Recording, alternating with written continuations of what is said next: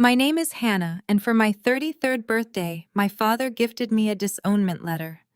From all of us, my mother announced at the restaurant, while my sister recorded my reaction for their entertainment. I thanked them, took the papers, and walked out. They had no idea who my husband really was. Before I continue this story, let me know where you are watching from in the comments below. Hit like and subscribe if you have ever had to stand up to a family who underestimated your worth. Growing up in the shadow of Hawthorne commercial logistics meant that image was absolutely everything. To the outside world, my family represented the pinnacle of Chicago wealth and corporate success. But sitting at the wide mahogany table inside one of the U.S. most exclusive downtown steakhouses, I felt nothing but the familiar freezing temperature of their collective judgment. It was supposed to be a celebration for my 33rd birthday, but the atmosphere felt more like a hostile corporate tribunal. The restaurant was a fortress of plush leather booths and dim ambient lighting, where the clinking of heavy crystal glasses mixed with the hushed, arrogant conversations of the city elite discussing stock portfolios and real estate acquisitions. I sat on one side of the table, smoothing my hands over the thick linen napkin in my lap, trying to ignore the distinct feeling that I had been brought here to stand trial. I am a freelance rare book restorer and historical archivist. I spend my days breathing life back into forgotten manuscripts, carefully repairing delicate bindings, and preserving the past for future generations. It is meticulous, quiet, and deeply fulfilling work that requires immense patience and skill. To my family, however, my career is nothing more than a dusty, unprofitable hobby. My father, Richard, sat at the head of the table, radiating the kind of suffocating arrogance that only a chief executive officer who believes he is invincible can project. His custom-tailored suit probably cost more than the entire annual lease of my restoration studio. Beside him sat my mother, Vivian, whose eyes were constantly darting around the room to ensure we were being seen by the right high society people. She adjusted her diamond necklace and shot me a look of polite disdain every single time I tried to speak. Next to my mother was my younger sister, Savannah. Savannah is the golden child and the vice president of marketing at the family firm, a title she was handed despite doing absolutely zero actual work. She is a lifestyle influencer who spent the entire appetizer course adjusting her ring light and taking photos of her truffle risotto for her massive social media following, ignoring my presence entirely. And then there was Preston.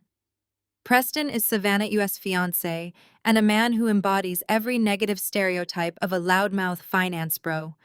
He wore an aggressively loud pinstripe suit and spoke at a volume clearly designed to ensure the neighboring tables heard him bragging about his latest corporate bonus.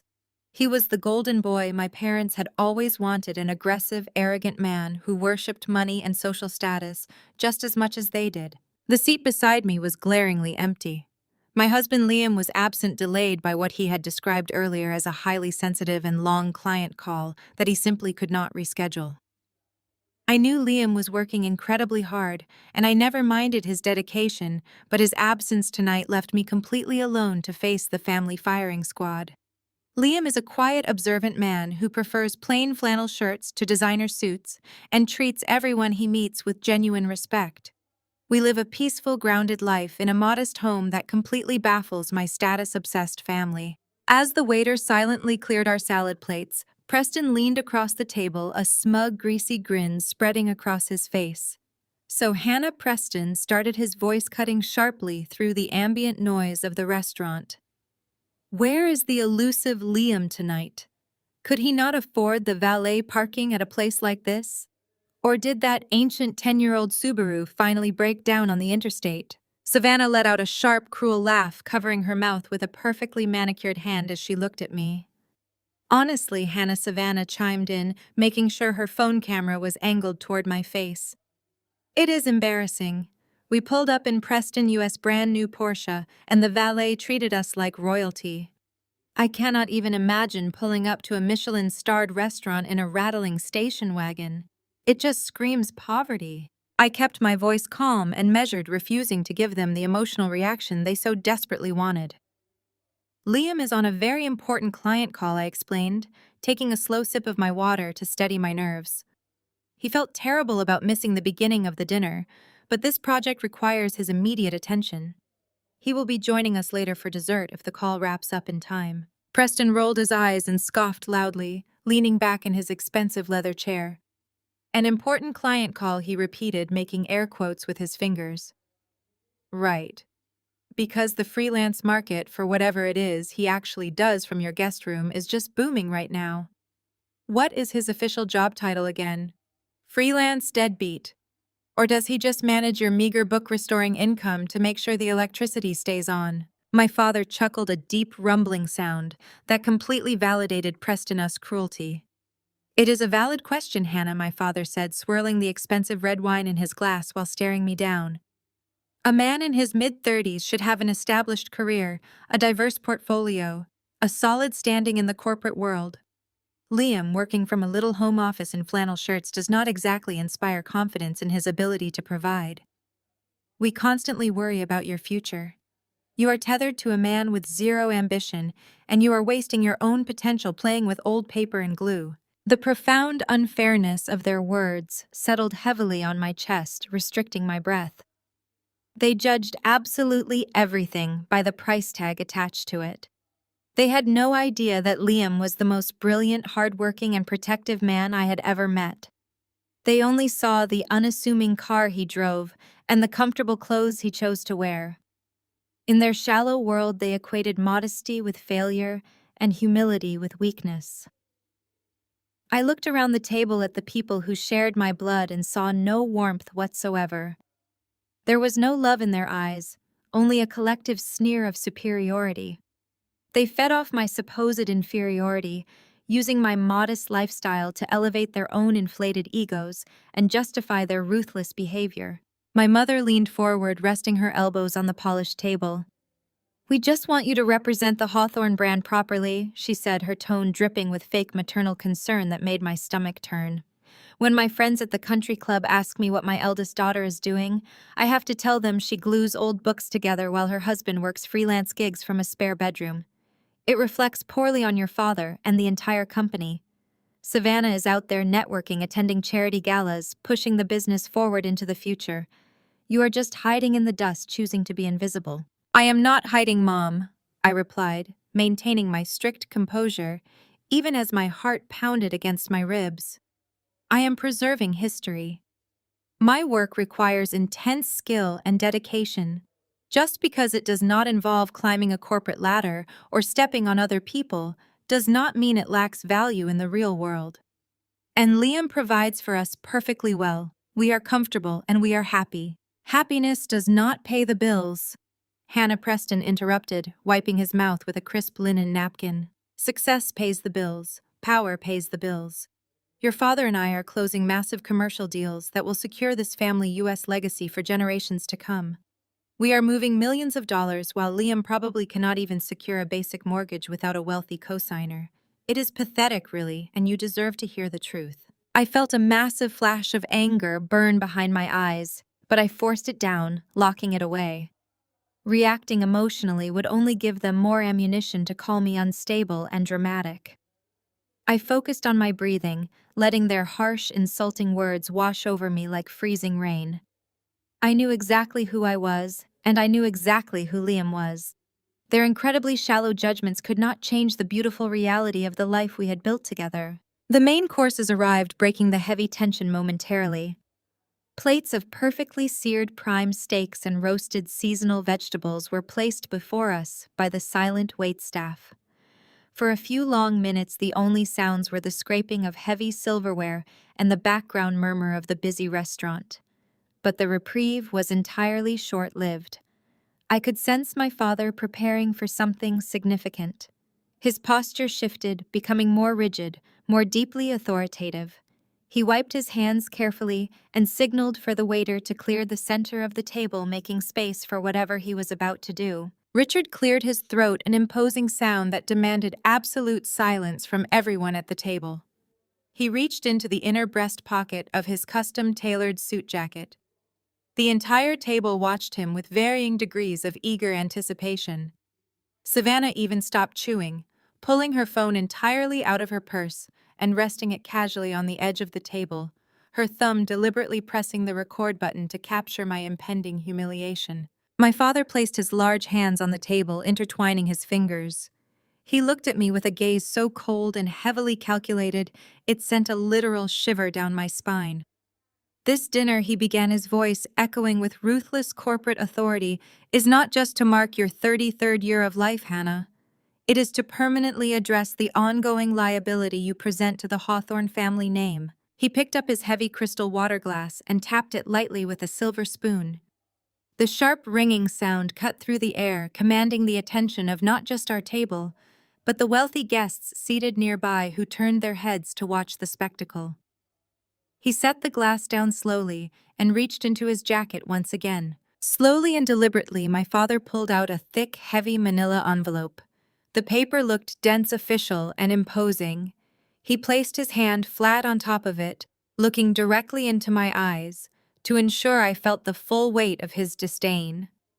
Then, with a smooth, calculated motion, he slid the legally bound envelope across the polished mahogany table until it came to rest directly in front of me. The heavy paper seemed to absorb the dim light of the restaurant. I stared at the blank manila surface, feeling the sudden drop of the temperature in my chest. Nobody spoke for a long, agonizing moment. The clattering of silverware from the surrounding tables faded into a dull buzz. My mother leaned back in her chair, crossing her arms over her chest. A satisfied smirk played on her lips. From all of us, she announced loudly, ensuring her voice carried to the neighboring booths. We all agreed this was the best course of action moving forward. I looked from my mother to my father. His expression was entirely devoid of any parental warmth. "Go ahead, Hannah." He instructed, his tone identical to the one he used when terminating an underperforming employee. "Open it." My fingers were steady as I reached for the metal clasp. I unwound the thin red string and pulled out a stack of crisp, white legal documents. The Hawthorne Commercial Logistics corporate letterhead was stamped across the top of the first page. Below that, in bold black ink, read the title, Formal Severance and Separation of Familial Assets Agreement. I blinked, staring at the words. The legal jargon was dense, but the meaning was unmistakably clear. This was a disownment contract. I scanned the first few paragraphs. It detailed the immediate removal of my name from the family trust, the revocation of my minor shares in the company, and a strict non-disclosure clause. It was a complete legal severing of my existence from the Hawthorne family tree. "You are probably wondering why we felt the need to formalize this," my father said, cutting through the silence. "The truth is, Hannah, you have become a significant liability to our elite brand. We operate in circles where image is everything. Our clients, our investors, our social peers, they all look at our family as a symbol of excellence and ambition." He gestured dismissively toward me. "And then there is you. You insist on maintaining this poverty-level lifestyle. You scrape by restoring old books in a cramped apartment while your husband pretends to run a business from a spare bedroom. It is pathetic. When people ask about my eldest daughter, I am forced to change the subject. You are an embarrassment to the legacy I have built. We simply cannot afford to have your lack of ambition dragging down our corporate image anymore." I kept my eyes on this paperwork, refusing to give him the satisfaction of seeing my pain. The sheer cruelty of his words was staggering, but it was not entirely new. It was just finally printed on legal paper. "It really is for the best," Vivian chimed in, adjusting her diamond bracelet. "We tried to guide you, Hannah. We really did. But you have always been so stubborn. You reject every standard we set. Just look at your wedding 3 years ago." My mother shuddered theatrically as if the memory caused her physical pain. "I offered to pay for a proper reception at the Ritz. I wanted to invite our investors and host a beautiful, elegant evening. But no. You insisted on a backyard potluck. You wore a dress you bought off the rack and served catered barbecue on paper plates. My friends are still whispering about it. It was the most humiliating day of my life." "It was the happiest day of my life," I corrected quietly. "Liam and I, surrounded by people who actually loved us without any corporate networking or fake smiles. It was genuine." "Genuine does not command respect," my mother snapped. Genuine does not get you a seat at the table. You chose a mediocre life with a mediocre man, and now you have to face the consequences. We are cutting you off completely. No more safety net. No more hoping you will suddenly wake up and realize how badly you have failed. We are done waiting. Savannah shifted in her seat, leaning closer. Her phone was still propped up, the camera lens pointed directly at my face. She had adjusted the angle perfectly to capture every micro-expression of my impending breakdown. "Honestly, Hannah, you brought this on yourself," Savannah said, her voice dripping with fake sympathy, perfectly calibrated for her followers watching the live stream. "You just never understood what it takes to succeed in our world. Look at me. I am 30 years old, and I am already the vice president of marketing. I pull in a six-figure salary because I understand the value of our brand. I put in the work to elevate the Hawthorne name." I looked at my sister. The absurdity of her statement was almost funny. She spent her days unboxing free packages and taking aesthetic photos in the company lobby. She had never launched a single successful marketing campaign in her life. Her entire career was a product of nepotism and aggressive social climbing. She earned her title simply by existing and doing exactly what our parents demanded of her. "You are handed a paycheck for posting selfies, Savannah," I said, my voice steady. "Do not pretend you earned that title through hard work." Preston slammed his hand on the table, causing the crystal glasses to rattle. "Watch your mouth," Preston warned, pointing a thick finger at me. "Savannah is a driving force in this industry. She works twice as hard as you and your deadbeat husband combined. She is securing our future while you are playing with glue and old paper. You are just jealous because she is everything you failed to be." I ignored Preston entirely, keeping my focus on the legal documents in front of me. Page 2 outlined the relinquishment of any future claims to the estate. Page 3 demanded the immediate return of any family heirlooms, which consisted of a single silver necklace my grandmother had given me when I was a child. Page 4 was a comprehensive liability waiver releasing them from any financial obligations to me and vice versa. Savannah leaned in closer, her phone hovering just inches from my face. I could see the live viewer count ticking upward in the corner of her screen. Thousands of people were watching this private family moment, waiting for the drama to unfold. "It is okay to cry," Hannah Savannah cooed, offering a performative pout for the camera. "We know this must be devastating for you. Being officially cut out of the family is a lot to process. But maybe this will finally be the wake-up call you need to turn your sad little life around." She was practically vibrating with anticipation. She wanted the tears. She wanted the dramatic meltdown. She wanted me to beg and plead and promise to change so she could post the video online and play the role of the concerned, successful younger sister dealing with her unstable failure of an older sibling. It would be excellent content for her brand. My father leaned back in his chair, crossing his arms, matching my mother's satisfied posture. "We have already signed our portions," he said. "The family lawyer drafted everything this morning. All we need is your signature at the bottom of page 5, and we can all go our separate ways. You can go back to your dusty books, and we can continue building our empire without the dead weight." I took a slow, deep breath, letting the oxygen fill my lungs and clear the sudden rush of adrenaline in my veins. I looked at the liability waiver on page 4 one more time, reading the specific clauses that legally separated our financial worlds forever. It was comprehensive, leaving absolutely no room for interpretation. They had hired the best corporate lawyers in Chicago to ensure that I could never claim a single dime of the Hawthorne fortune. But in their rush to protect their precious assets, they were also permanently severing any claim they might ever have on me. I looked at my mother, a smug face, my father, us cold glare, Preston, us aggressive posturing, and Savannah, us eager camera lens. They were a united front of toxicity, bound together by their shared obsession with status and wealth. They genuinely believed they were crushing me. They thought this envelope was a weapon designed to break my spirit and force me into a lifetime of regret. They expected me to shatter right there in the middle of the restaurant, providing the ultimate entertainment for their Saturday evening. The heavy silence stretched between us, punctuated only by the soft jazz playing over the restaurant speakers and the clinking of expensive cutlery. Savannah shifted her phone slightly, ensuring the lighting caught the harsh reality of the document sitting in front of me. I could see my own reflection in the dark screen of her device. I did not look like a broken woman. I did not look like the pathetic failure they had spent the entire evening describing. I looked steady. I looked incredibly calm. The anxiety that had gripped me when I first sat down at the table had completely evaporated, replaced by a profound icy clarity. They had laid all their cards on the table. They had shown me exactly who they were, and exactly how little my presence in their lives meant to them. There was no more hoping for a normal family dynamic.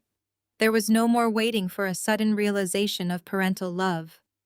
This was the reality, and it was staring me right in the face in the form of 5 pages of dense legal text. "Well, Hannah," my mother prompted again, her voice echoing in the tense silence. "We are waiting. Do you have anything to say for yourself before we conclude this unpleasant business? Or are you just going to sit there and pout?"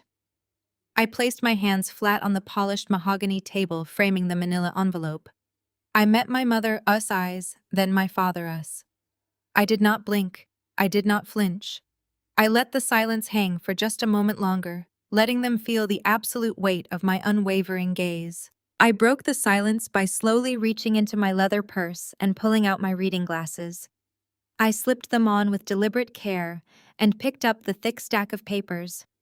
My mother let out an exasperated sigh, muttering something to Preston about my flair for the dramatic, but I ignored her entirely. I leaned back against the plush leather of the booth and began to read. I did not skim. I read every single line of the dense corporate legalese. The first page was exactly what my father had promised. It outlined the formal revocation of my status as a beneficiary of the Hawthorne Family Trust. I read the clauses detailing the surrender of my minor shares in the logistics firm. Those shares had never yielded a single dividend for me anyway. They were purely symbolic, a way for my father to maintain financial leverage over my life.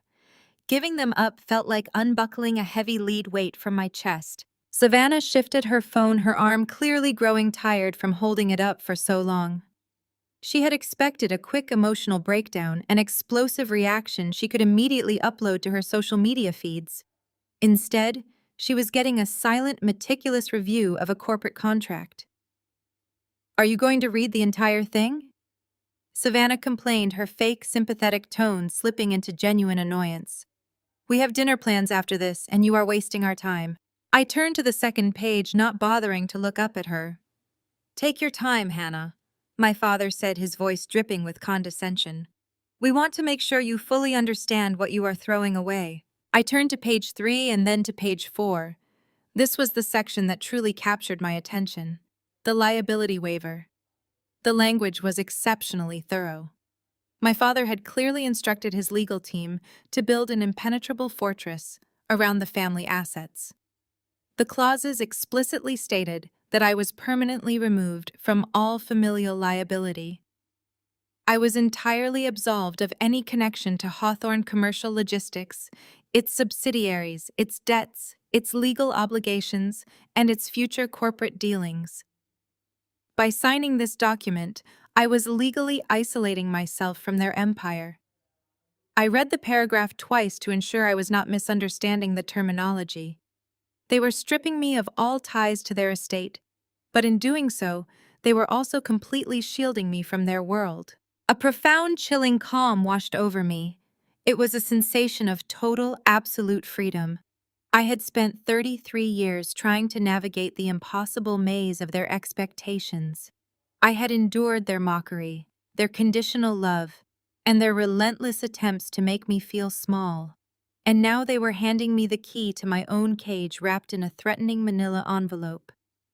They thought they were destroying me, but they were actually setting me free.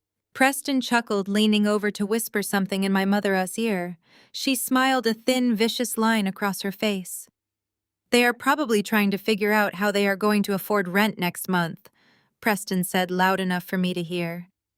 Maybe Liam can pick up some extra freelance shifts designing flyers for the local grocery store, or maybe you can sell some of your little bookbinding tools online. I reached the final page. The signature line waited at the very bottom beneath a block of text, confirming that I was entering into this agreement of my own free will without any coercion. I pulled my favorite fountain pen from my purse. It was a beautiful vintage pen Liam had gifted me for our first anniversary. The cool metal felt heavy and reassuring in my hand. I uncapped it smoothly and flattened the thick paper against the mahogany table. My father leaned forward slightly, his eyes tracking my movements. He was waiting for the hesitation. He was waiting for the moment when I would realize the gravity of my situation and beg for a second chance. He expected me to push the papers away, apologize for my lifestyle, and promise to conform to his rigid corporate standards. My mother sat up straighter, ready to deliver the final lecture on how generous they were being by even giving me a choice. I did not hesitate.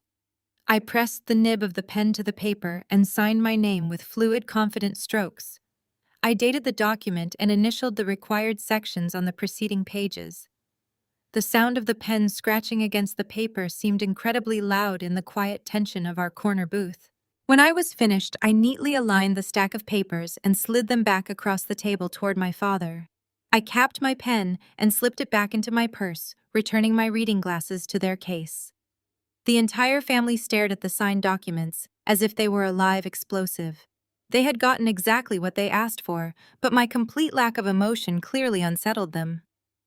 "Thank you," I said, my voice smooth and perfectly even. My father blinked, his heavy brows knitting together in confusion.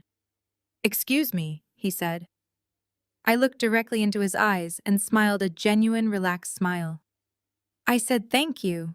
This is exactly what I wanted." My mother let out a short, confused laugh, looking around the table to see if anyone else understood my reaction. "What are you talking about?" she demanded. "We just disowned you, Hannah. You are cut off. You have nothing." "I have everything I need," I replied calmly. "And now I have it without the constant burden of your judgment." I reached into my purse one final time and pulled out my wallet. I extracted a crisp $100 bill and placed it flat on the pristine white tablecloth, right next to my half-empty water glass. "That should cover my drink and the space I took up at your table," I said. Savannah lowered her phone, her mouth slightly open. The camera was still recording, but the narrative she had carefully planned for her followers was completely falling apart. She had wanted a tragic weeping sister to pity. Instead, she was filming a woman who looked utterly unbothered by losing the Hawthorne family fortune. "You are making a massive mistake, Hannah," my father warned, his voice dropping to a low, threatening register. "If you walk out that door right now, you can never come back. Do not think you can come crawling to us when you and Liam inevitably go bankrupt. We will not answer the door." I stood up from the plush leather booth, smoothing the front of my dress. The physical act of standing above them felt incredibly powerful. I looked down at the four people who had made my life a miserable, ongoing test of endurance. I saw my father, us arrogant anger, my mother, us shallow confusion, Preston, us greasy sneer, and Savannah, us desperate need for attention. They were toxic, hollow people living in a fragile house of cards built entirely on money and status. "I assure you," I said, keeping my tone perfectly polite, "I will never come crawling back to you." I turned my back on them and walked away. I did not rush. I took slow, measured steps across the expensive dining room floor, holding my head high. I felt the gaze of the neighboring tables tracking my departure, but I did not shrink away from their attention. My spine was straight, my shoulders were relaxed, and my heart beat with a steady, powerful rhythm. Behind me, I could hear the muted sounds of my family scrambling to process what had just happened. I heard my mother complaining to Preston about my ungrateful attitude. I heard my father snapping at Savannah to put her phone away. They were undoubtedly confused by my calm acceptance, but I knew their massive egos would quickly rewrite the narrative. By the time their appetizers were cleared, they would convince themselves that they had won a great victory. They would tell each other that I was simply in denial and that I had marched out to hide my tears.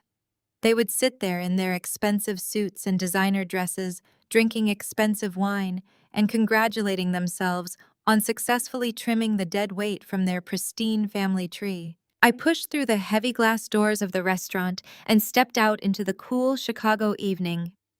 The city air felt crisp and entirely refreshing against my skin. The noise of the traffic and the glow of the streetlights washed over me, welcoming me back to the real world. I took a deep breath, filling my lungs with the evening air.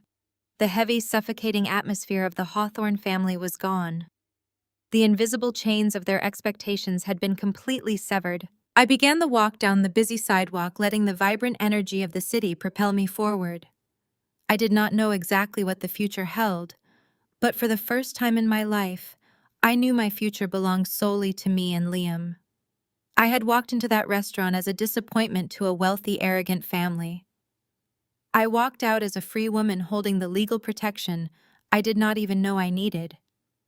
I pulled my phone from my purse and sent a single text message to my husband, letting him know I was on my way home.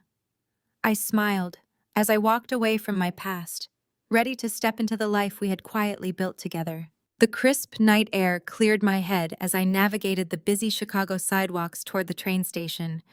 I had barely made it 3 blocks before my cell phone chimed. Within seconds, my phone vibrated with a frantic, relentless rhythm. I stopped under a street lamp and pulled the device out. My lock screen was entirely flooded with notifications. Savannah had wasted no time. The ride to her downtown condo provided the perfect window for her to edit and upload her masterpiece.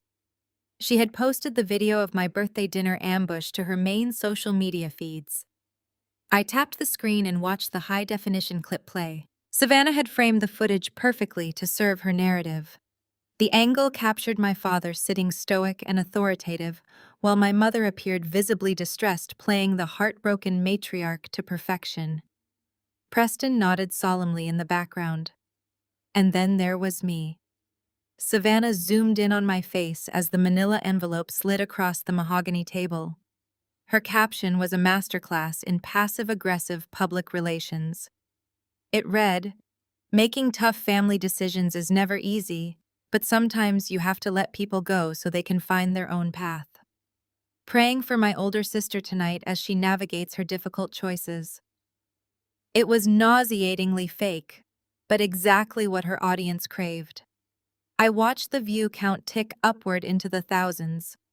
Our extended family and the circle of Chicago high society were devouring the drama. Savannah had hand-delivered a family scandal on a silver platter. Before the video finished looping, direct messages began pouring into my inbox. People who had completely ignored my existence for a decade suddenly felt an overwhelming urge to share unsolicited opinions. The screen lit up with a text from Aunt Beatrice, my mother's older sister. "Hannah dear, I just saw Savannah's video." Her message read, "I am heartbroken for your parents. You had a golden ticket, and you threw it all away to live in squalor. We are praying you wake up and see the massive mistake you made." I swiped the message away, but another instantly took its place from my cousin Caroline. "I cannot believe you embarrassed Uncle Richard like that," she wrote. "He gave you everything. You are a complete failure and a massive disappointment to the Hawthorne name. Do not expect us to bail you out when your bookbinding hobby goes bankrupt." The floodgates were wide open. Notifications cascaded down my screen in a waterfall of faux sympathy. Family, friends, and people I had not spoken to since high school felt perfectly entitled to weigh in on my disownment. Some offered pitying remarks about my supposed lack of ambition, while others were mocking my husband and lifestyle. They regurgitated the toxic rhetoric my parents had fed them for years, calling me ungrateful, reckless, and pathetic. They warned me the real world would crush me without my father's money to protect me. They strongly believed that walking away from the family fortune ruined my entire existence. They thought their words would wound me, expecting me to sit on the sidewalk crying and begging for a way back into their good graces. I stood on the busy sidewalk watching the digital onslaught with complete emotional detachment. A few years ago, this barrage of hatred would have sent me into a spiral of anxiety. I would have drafted dozens of desperate replies trying to explain my side of the story and making them understand I just wanted to be loved. I would have internalized every cruel word, letting it validate my deepest insecurities. But tonight I felt nothing but a profound clinical calm.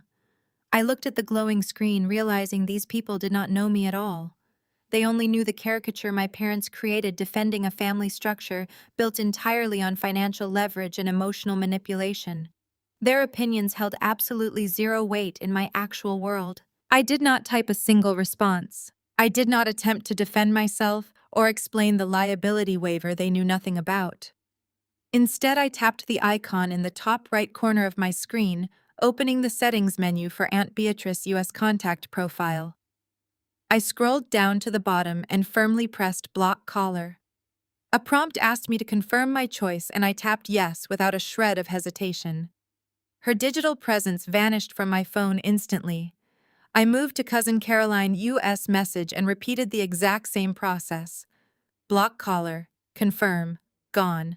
I slowly began walking again, maintaining a steady, unhurried pace toward the train station while my thumb worked methodically across my phone screen.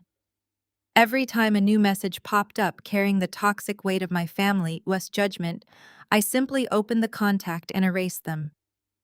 Block caller, confirm, gone.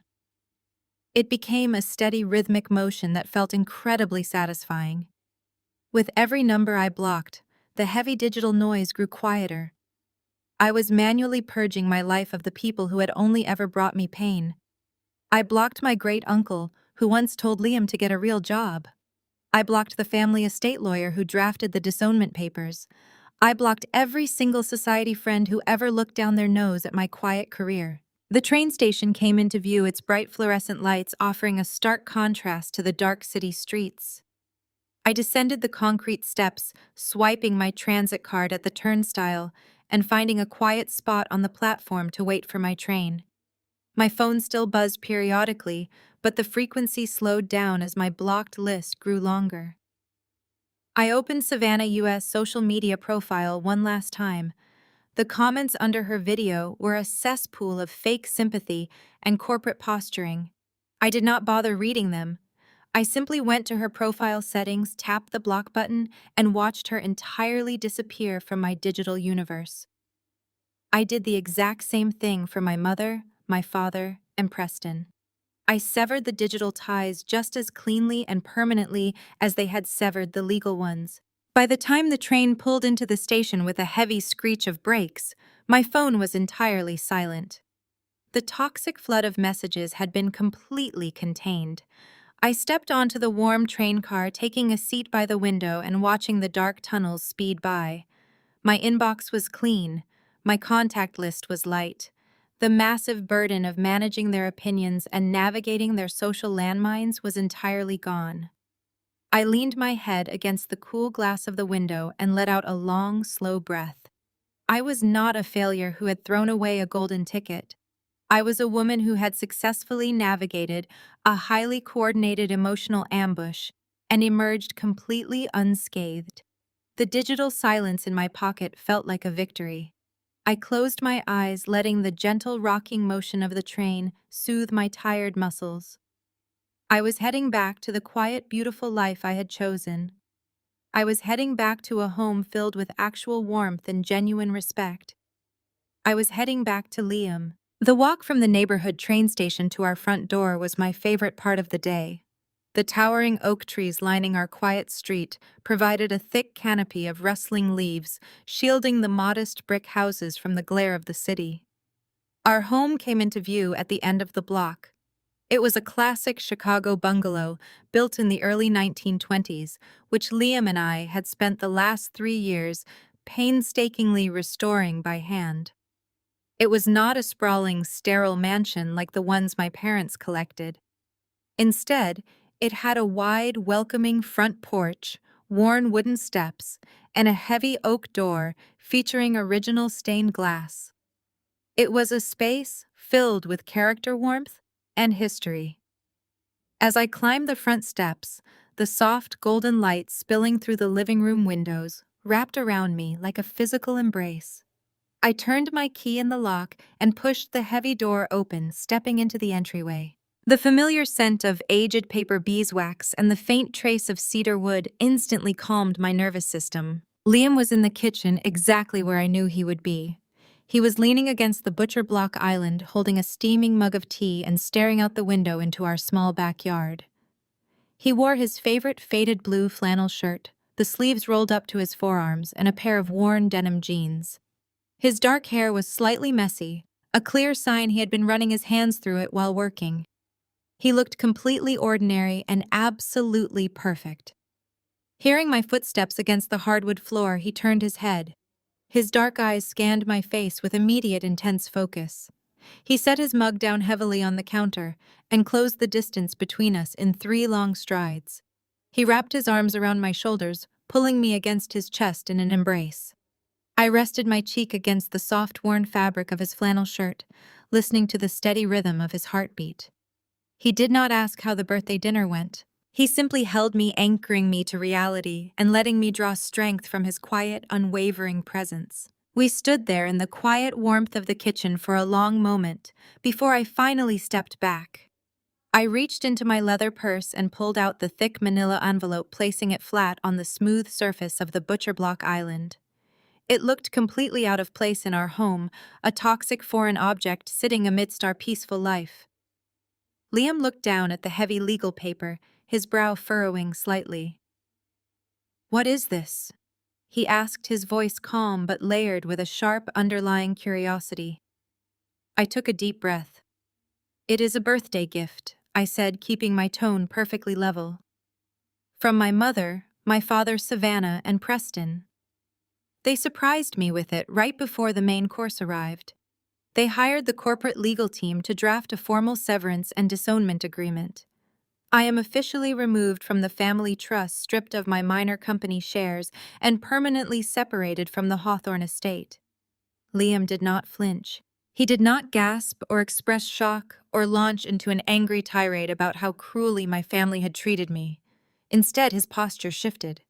The relaxed, comfortable husband vanished, replaced instantly by a hyper-focused, calculating man.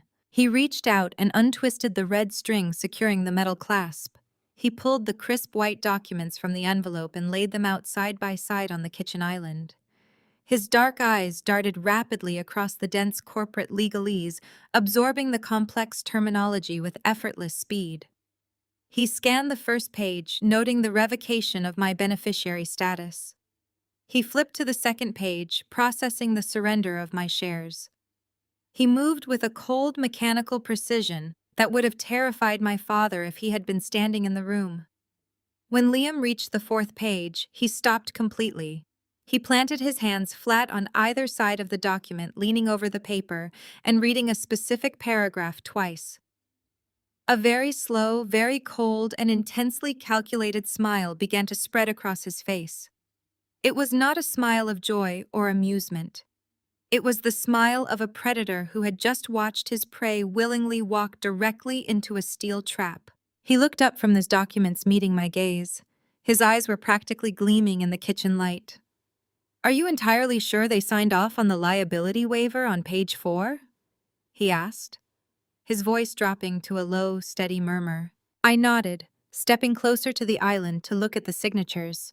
I read it 3 times before I put my pen to the paper. I confirmed. The language is extremely comprehensive. It explicitly severs me from all familial liability. It absolves me of any connection to Hawthorne Commercial Logistics, its subsidiaries, its current debts, and its future legal obligations." They all signed it. My father, my mother, and Savannah. Preston witnessed it. They were so desperate to make sure I could never claim a single dime of their fortune that they legally completely isolated me from their corporate empire. The lawyer notarized it this morning. Liam let out a soft, sharp exhale that sounded almost like a laugh. "They really think they just destroyed you," he murmured, tapping his index finger against my father's aggressive, sprawling signature. "They actually believe they just won." He turned away from the kitchen island and walked down the short hallway toward his home office. The room was his dedicated workspace, a space my family loved to mock as the spare bedroom where he played at being a freelancer. I followed closely behind him, watching as he approached his large wooden desk. Unlike the rest of our home, which was decorated with vintage finds and restored antiques, Liam's office was dominated by modern, high-powered technology. Multiple large monitors spanned the length of the desk, displaying complex data streams, secure encrypted communication channels, and endless rows of financial metrics that I rarely tried to decipher. Liam reached out and tapped the keyboard, waking the computer from its sleep mode. The screens instantly blazed to life, casting a sharp blue glow across his face. He clicked a few buttons, bypassing multiple security firewalls and opening a massive encrypted file directory. He dragged a complex master spreadsheet onto the center monitor and turned the screen slightly so I could see it clearly. I stood silently behind his chair, staring at the dense rows of numbers, red deficit markers, and highlighted corporate accounts. The header at the very top of the document read, Hawthorne Commercial Logistics Comprehensive Internal Audit. I looked down at him, my brow furrowing in confusion. What exactly am I looking at, Liam? I asked, my voice barely above a whisper. Liam kept his eyes locked on the glowing screen, his cold, calculated smile returning. You are looking at the true financial state of your father's empire, he explained quietly. I have been quietly auditing Hawthorne Commercial Logistics for the past 6 months. Every shell company, every hidden offshore account, every inflated property valuation, and every single fraudulent loan application. I have personally tracked all of it. The silent truth resting on these screens revealed that their mighty legacy was an absolute illusion, masking a catastrophic level of corporate debt and federal fraud. I leaned closer to the monitor, trying to comprehend the volume of red ink bleeding across the digital ledgers. The numbers were staggering. Tens of millions of dollars were simply gone, erased, through a labyrinth of shady accounting practices and offshore wire transfers. What exactly did they do, Liam? I asked, my voice trembling slightly as the reality of my father's corporate image shattered before my eyes. They did not just mismanage the firm, Hannah. Liam said, his voice steady and clinical. They systematically looted it. Your father and Preston have been running an embezzlement scheme for 5 years. They siphoned commercial real estate investments directly into dummy accounts. They used the company as their own personal piggy bank to fund a lifestyle they could no longer afford. Look right here. He pointed to a sequence of transactions routed through a shell company in the Cayman Islands. This money was supposed to fund the new logistics warehouse. Instead, it paid for your mother U.S. country club fees, her weekly shopping sprees, and the mortgage on that summer house in the Hamptons. And this batch over here, he moved his finger down the screen. This went directly into keeping your sister us influencer facade alive.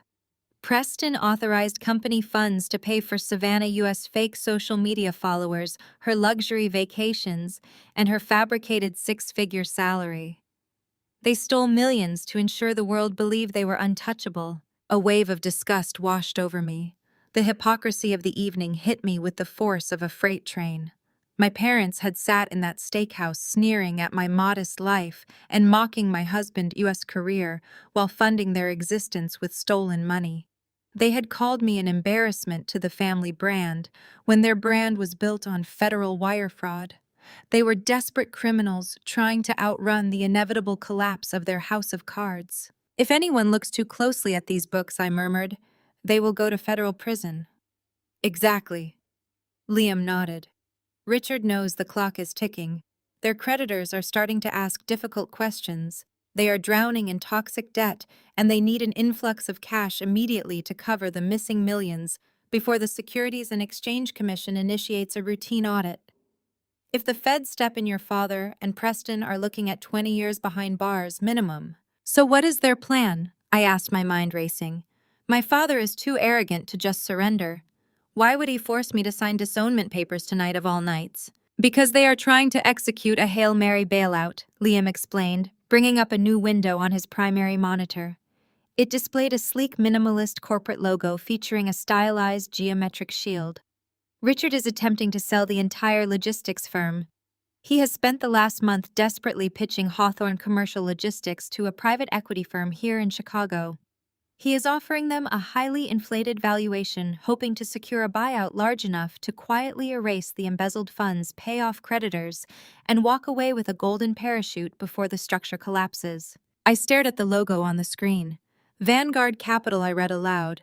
I have heard of them. They are famous for acquiring distressed legacy companies and ruthlessly liquidating them. Why would a massive private equity firm even entertain buying a bankrupt logistics company? Because they submitted falsified financial projections to Vanguard Capital. Liam leaned back in his chair. Richard and Preston spent weeks cooking the books, creating a fictional narrative of robust growth and secure real estate holdings.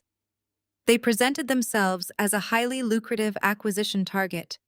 They think they can trick the private equity firm into buying the company blind, taking the cash, and disappearing before the buyers realize they just purchased a massive pile of toxic debt. Desperation makes arrogant men extremely careless. They assumed Vanguard was just a faceless corporate entity composed of disconnected board members who would sign a check. They had no idea who they were pitching to. I looked at my husband, watching the way the blue light from the monitors caught the sharp angles of his face. He sat in his worn flannel shirt, completely relaxed in his home office, exuding an aura of control that seemed at odds with the freelance deadbeat persona my family had assigned him. A sudden realization sparked in the back of my mind. I looked from Liam to the encrypted firewall screens to the massive Vanguard Capital logo displayed brightly on the center monitor. Liam, I breathed, my eyes widening. You said you have been auditing my father's U.S. company for 6 months. How did you get access to all this highly restricted internal data? Liam offered a slow, deliberate smile. He tapped the keyboard, bringing the Vanguard Capital logo to the forefront of all 3 monitors. Because I did not have to hack into their corporate servers, Hannah. They gave the data to me. Richard and Preston handed over every financial record and tax return directly to my acquisitions team. The silence in the room was absolute. I stared at him, my heart pounding a frantic rhythm against my ribs. You work for Vanguard Capital? I asked, my voice trembling slightly. I do not work for them, Hannah, Liam said quietly. He stood up from his chair, closing the distance between us. He took my hands in his, holding them gently but firmly. I am Vanguard Capital. I am the founder, the managing partner, and the majority shareholder. It is my firm. My breath caught in my throat. The quiet, unassuming man I had married, the man who drove a 10-year-old Subaru and preferred building furniture in his spare time, was the architect of a multi-billion-dollar financial empire. He was the invisible force moving markets across the country. My family had spent years relentlessly mocking him for working in a spare bedroom, unaware that he was running a ruthless private equity firm from that very desk. You own it, I whispered, trying to wrap my mind around the magnitude of his secret. All of it. I do. Liam confirmed, his thumbs tracing soft circles over my knuckles. When we met, I wanted you to know me for who I was, not for the wealth I controlled. You gave me a peaceful sanctuary away from the predatory nature of my industry. But when your father and Preston walked into my downtown office last month and submitted a fraudulent pitch deck to my acquisitions team, I decided to bring my work home. I looked back at the screen at the staggering evidence of my family U.S. federal crimes. They have no idea, I said, a breathless laugh escaping my lips. My father and Preston spent the entire evening bragging about this massive buyout, mocking you for being poor, while they are begging your firm to save them from federal prison. Liam's eyes hardened, the protective predator surfacing completely. They are trying to steal $50 million from my company to cover their crimes. And worse, they tried to destroy you tonight. They thought they could humiliate you, disown you, and walk away untouchable. He released my hands and turned back to the glowing monitors, his posture radiating cold, lethal authority. They have no idea what is coming for them. I sank into the worn leather armchair positioned in the corner of Liam U.S. office. My legs simply refused to support me any longer. The blue light from the massive monitors cast long shadows across the room, illuminating the sheer scale of the deception my family had orchestrated. I looked at Liam, trying to reconcile the humble, quiet man I loved with the financial titan standing before me. He walked over and knelt in front of my chair, resting his hands on my knees. His gaze was entirely focused on me, completely stripping away the corporate predator and returning to the protective husband I knew so well. He took a deep breath and his expression grew incredibly serious. "There is something else you need to understand, Hannah," he said, his voice dropping to a low, steady register. "Something much more dangerous than just their arrogance or their stolen money." I swallowed hard, bracing myself for whatever revelation was coming next. "What is it?" I asked, my voice barely above a whisper. Liam looked up at the glowing screens displaying the catastrophic financial ruin of Hawthorne Commercial Logistics. If your father and Preston had simply run the company into the ground through incompetence, it would be a standard bankruptcy.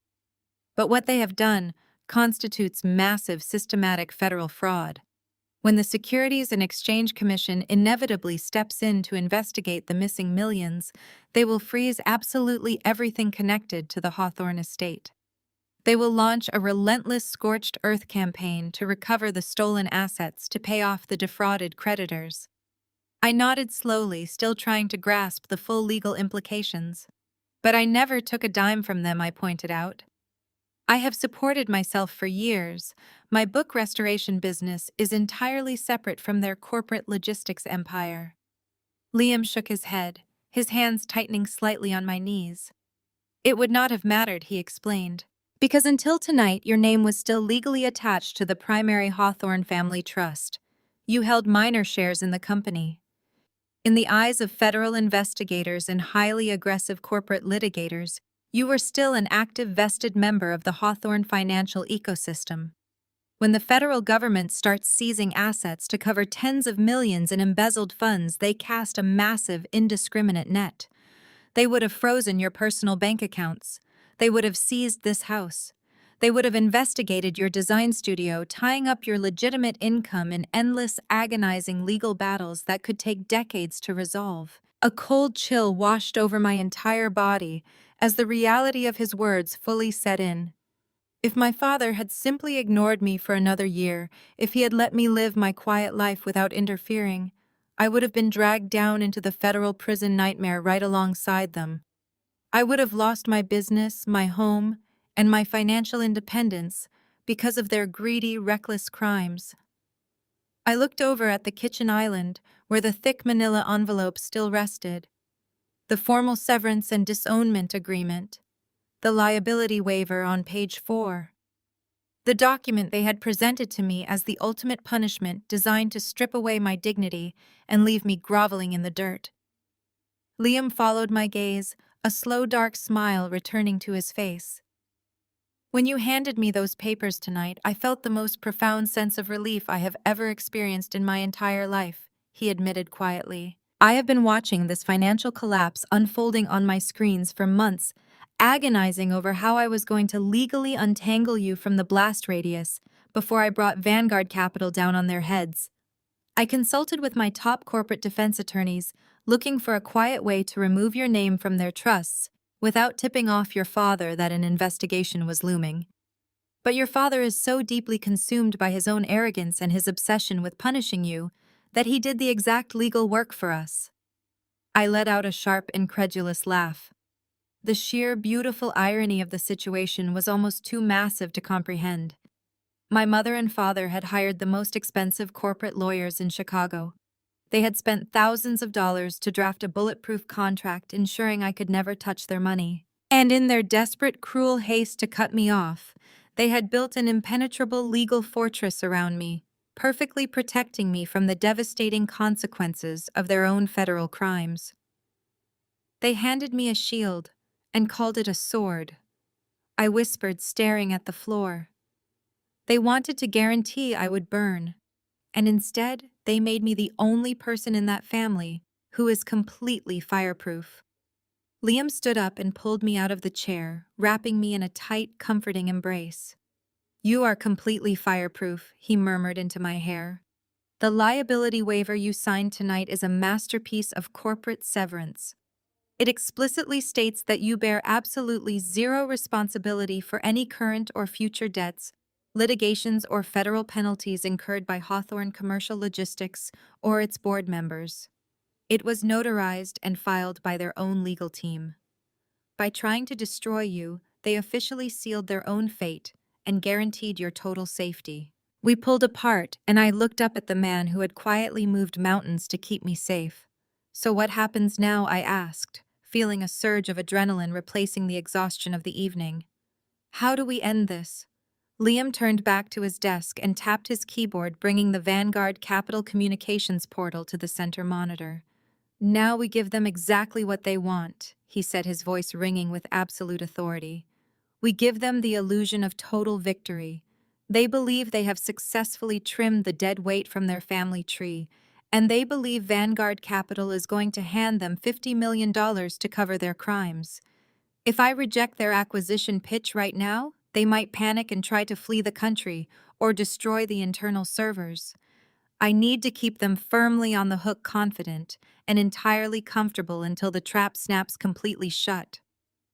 He opened an encrypted email draft addressed to his lead acquisitions director. The subject line read, Hawthorne Commercial Logistics Phase 2 Approval. I stood beside him, watching his hands fly across the keyboard. He typed out a highly specific set of instructions. He authorized his team to send Richard a preliminary term sheet indicating that Vanguard Capital was extremely interested in moving forward with the $50 million buyout. The document would request a final in-person meeting to solidify the financial transfer. It was the ultimate bait. It was a shimmering golden promise of salvation dangled directly in front of desperate criminals.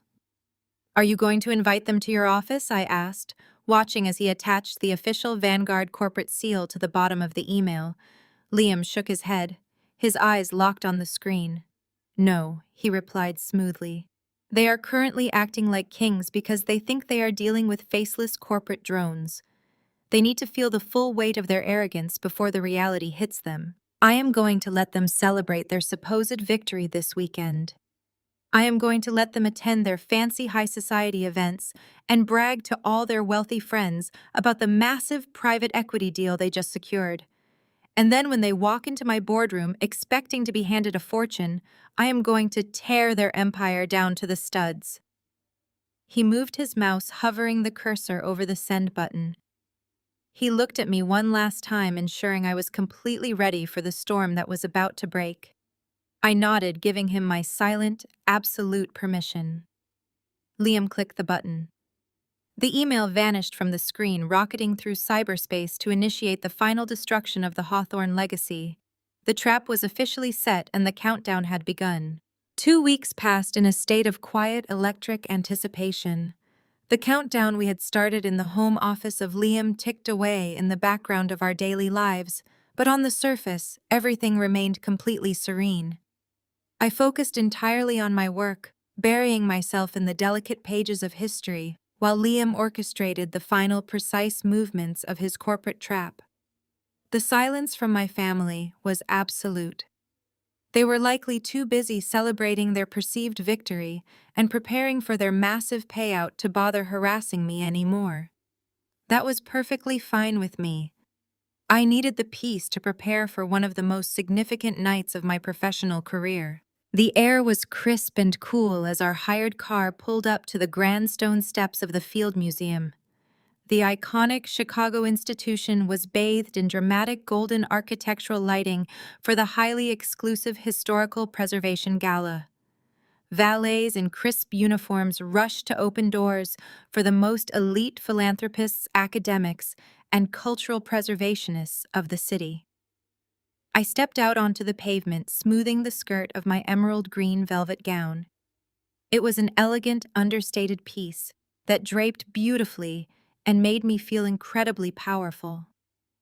I did not need to wear flashy designer logos or dripping diamonds like my mother and sister always did. My presence here was not bought with empty corporate money. It was earned through thousands of hours of meticulous, painstaking labor. Tonight, the museum was unveiling its newest permanent acquisition to its top-tier donors. It was a remarkably rare 17th-century manuscript valued at over $2 million. When the museum first acquired the piece, it was in a state of catastrophic disrepair, suffering from severe water damage and a deteriorating binding. They had trusted me with the restoration, entrusting a priceless piece of global history to my hands. For the past 8 months, I had worked tirelessly to clean the vellum, stabilize the fragile ink, and rebuild the leather binding using historically accurate techniques. It was the crowning achievement of my career thus far, and tonight I was attending the gala not as a +1, but as a highly respected VIP guest. I turned to watch my husband step out of the car behind me, and my breath caught in my throat. Gone was the worn denim and the comfortable blue flannel that my family loved to mock. In their place, Liam wore a sharply tailored bespoke black suit that fit his broad shoulders with lethal precision. It was not a loud, flashy garment like the pinstripe monstrosities Preston preferred. It was an exercise in extreme, understated luxury. The fabric was a deep, rich wool that absorbed the light, and the cut was flawless. To the untrained eye, he simply looked handsome and put together, but to anyone who actually understood quiet wealth, he radiated an aura of immense, terrifying power. He adjusted his dark silk tie and offered me that same slow, calculated smile he had worn in his office 2 weeks ago. He offered me his arm, and I took it, feeling the solid, reassuring muscle beneath the fine wool of his jacket. We walked up the sweeping stone steps and passed through the heavy brass doors into the main Stanley Field Hall. The space was breathtaking. Massive vaulted ceilings soared overhead, and the famous dinosaur skeletons were illuminated by soft atmospheric spotlights. Crystal high-top tables and elegant floral arrangements were scattered throughout the vast hall, creating an atmosphere of sophisticated intimacy despite the massive scale of the room. A string quartet played softly near the grand staircase, their classical music echoing beautifully off the marble floors. The room was already filling with wealthy donors, museum board members, and influential figures in the global art and history communities. As soon as we handed our coats to the attendant at the VIP reception desk, the atmosphere shifted. The museum staff recognized me immediately. A young event coordinator smiled brightly and handed us our embossed name tags, bypassing the long line of regular attendees. "Welcome back, Hannah," she said warmly. "The curator has been looking everywhere for you. Please head straight through to the Founders Lounge. The private reception is just starting." I thanked her and guided Liam toward the exclusive partitioned area near the back of the hall. The stark contrast between this reception and my birthday dinner was almost dizzying. In the world of my family, I was treated like a dusty embarrassment. Here, in a room filled with actual billionaires and cultural titans, I was treated with genuine reverence. We stepped into the Founders Lounge and were immediately greeted by Dr. Eris Thorne, the head curator of antiquities for the museum. He was a distinguished man in his late 60s who commanded immense respect in the historical community. "Hannah," he exclaimed, reaching out to grasp both of my hands. "My dear, you look absolutely stunning tonight. I cannot thank you enough for what you accomplished. The manuscript looks incredible. The board was practically weeping when we unveiled it during the private viewing this afternoon. You saved a piece of history that we thought was completely lost." I felt a warm flush of pride spread across my cheeks. "It was an honor to work on such a significant piece, Dr. Thorne," I replied, smiling genuinely. "The vellum was challenging, but the text is beautifully preserved now." I stepped back slightly and gestured to my husband. "I would love to introduce you to my husband, Liam. He has been incredibly patient while I turned our dining room table into a temporary conservation lab for the past few weeks." Dr. Thorne shook the hand of Liam enthusiastically. "It is a pleasure to meet the man who supports our star restorer," the curator said. "The talent of Hannah is a rare gift. We are incredibly lucky she chose to work with us, instead of disappearing into the private collection circuit." Liam smiled a warm, genuine expression that reached his dark eyes. "The pleasure is entirely mine, Dr. Thorne," Liam replied, his voice smooth and commanding. "I have always believed that true value lies in preserving what is real rather than chasing what is shiny. The work of Hannah is a testament to that philosophy. I am incredibly proud of her." Dr. Thorne beamed at the response, clearly charmed by the understated confidence of Liam. The curator spent the next 20 minutes introducing us to several high-profile museum board members and prominent philanthropic donors. These were people whose names adorned hospital wings and university libraries. They did not ask Liam what his corporate title was or how much money he made. They did not look down on my profession. Instead, they asked thoughtful, engaging questions about the restoration process, the chemical composition of 17th century ink, and the historical context of the manuscript. They listened to my answers with rapt attention, treating my expertise as a highly valuable commodity. Liam stood closely by my side throughout the long evening conversations, projecting a quiet and impenetrable strength. He navigated the wealthy crowd with effortless grace, pouring me glasses of cold, sparkling water and steering me smoothly away from aggressive donors. He was completely in his element, blending into the room of titans like a shadow. Nobody in the entire VIP lounge had absolutely any idea that the quiet man nodding politely at their stories was actually the ruthless private equity phantom who single-handedly controlled their financial world. As the private reception in the Founders' Lounge continued to hum with sophisticated conversation, the massive brass doors of the main exhibition hall opened wider to admit the secondary tier of corporate sponsors and general admission donors. The ambient noise of the museum shifted drastically, growing louder and significantly more frantic as a massive new wave of attendees flooded into the grand space. I stood safely behind the thick velvet ropes of the VIP section, my hand resting lightly on the crook of Liam's arm. From our elevated, highly secure vantage point, we had a perfect, unobstructed view of the sweeping marble staircase and the sea of guests pouring in from the cold Chicago night. The contrast between the serene, dignified atmosphere of our private lounge and the aggressive networking happening just outside the ropes was incredibly stark. It did not take very long to spot them. My parents, my sister, and her fiancé moved through the grand entrance like an aggressive military unit preparing for an ambush. Richard wore a tuxedo that looked slightly too tight across his broad shoulders. His face flushed a dull, unhealthy red before he even grabbed his first cocktail. He carried the heavy, suffocating aura of a man standing on the absolute edge of total financial ruin. Vivian clung tightly to his side, draped in heavily branded designer fabrics that screamed for attention but lacked any real elegance. Her eyes darted frantically across the massive hall, scanning the crowd with a hungry, desperate intensity that made her look almost feral. Savannah and Preston trailed closely behind them. Savannah was already holding her phone at arm's length, broadcasting her presence at the exclusive cultural event to her thousands of followers, desperately maintaining the illusion of her flawless high society lifestyle. Preston adjusted his unnecessarily flashy gold watch, his chest puffed out in a pathetic display of fake corporate dominance. They were absolutely not here to appreciate the museum's meticulous historical preservation efforts or to admire the newly restored manuscript. They were on a targeted, desperate hunting expedition.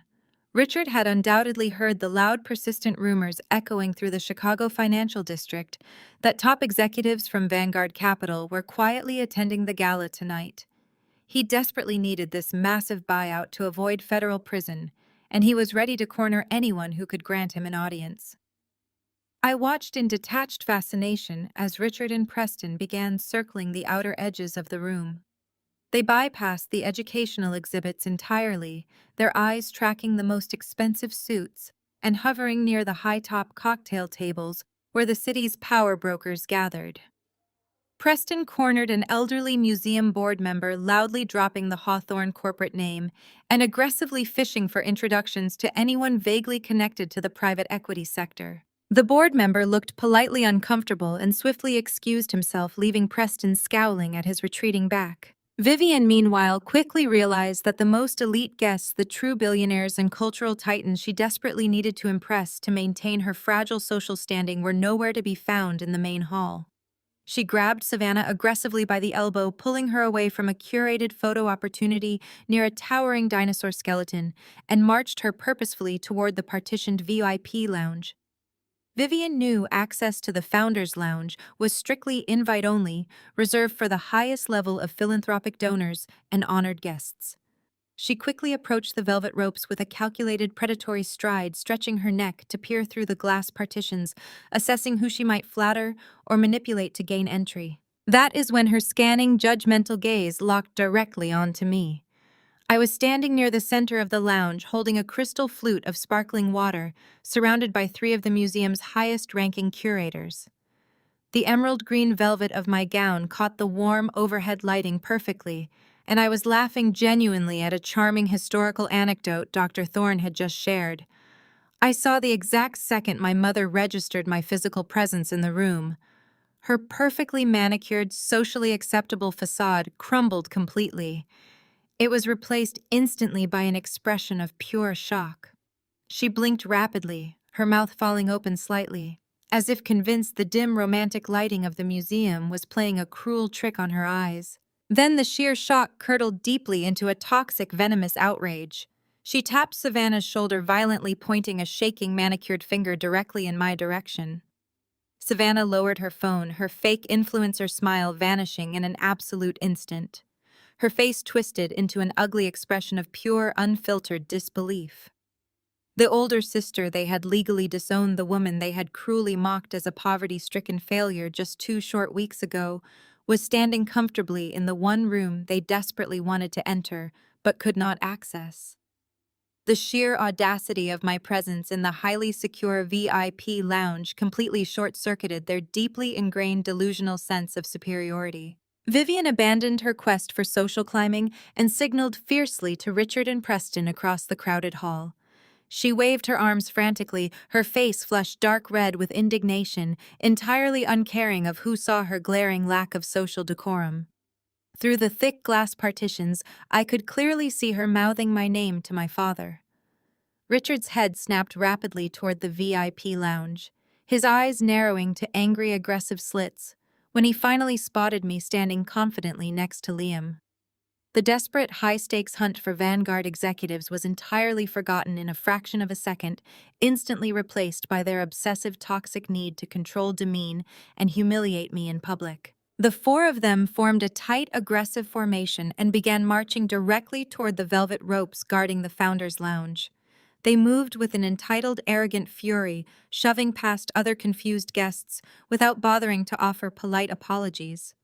Vivian was practically trembling with raw rage as she approached the perimeter.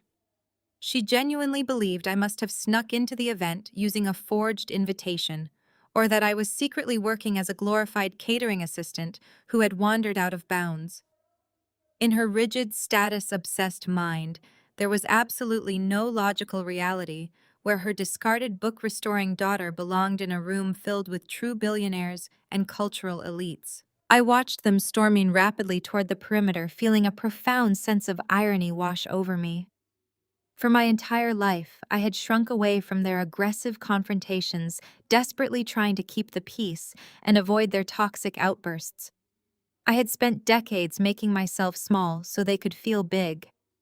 But tonight, standing in the radiant glow of my own professional triumph, flanked by the man who silently held the keys to their impending destruction, I did not feel a single ounce of fear. I felt perfectly anchored to the floor, entirely immune to their impending tantrum.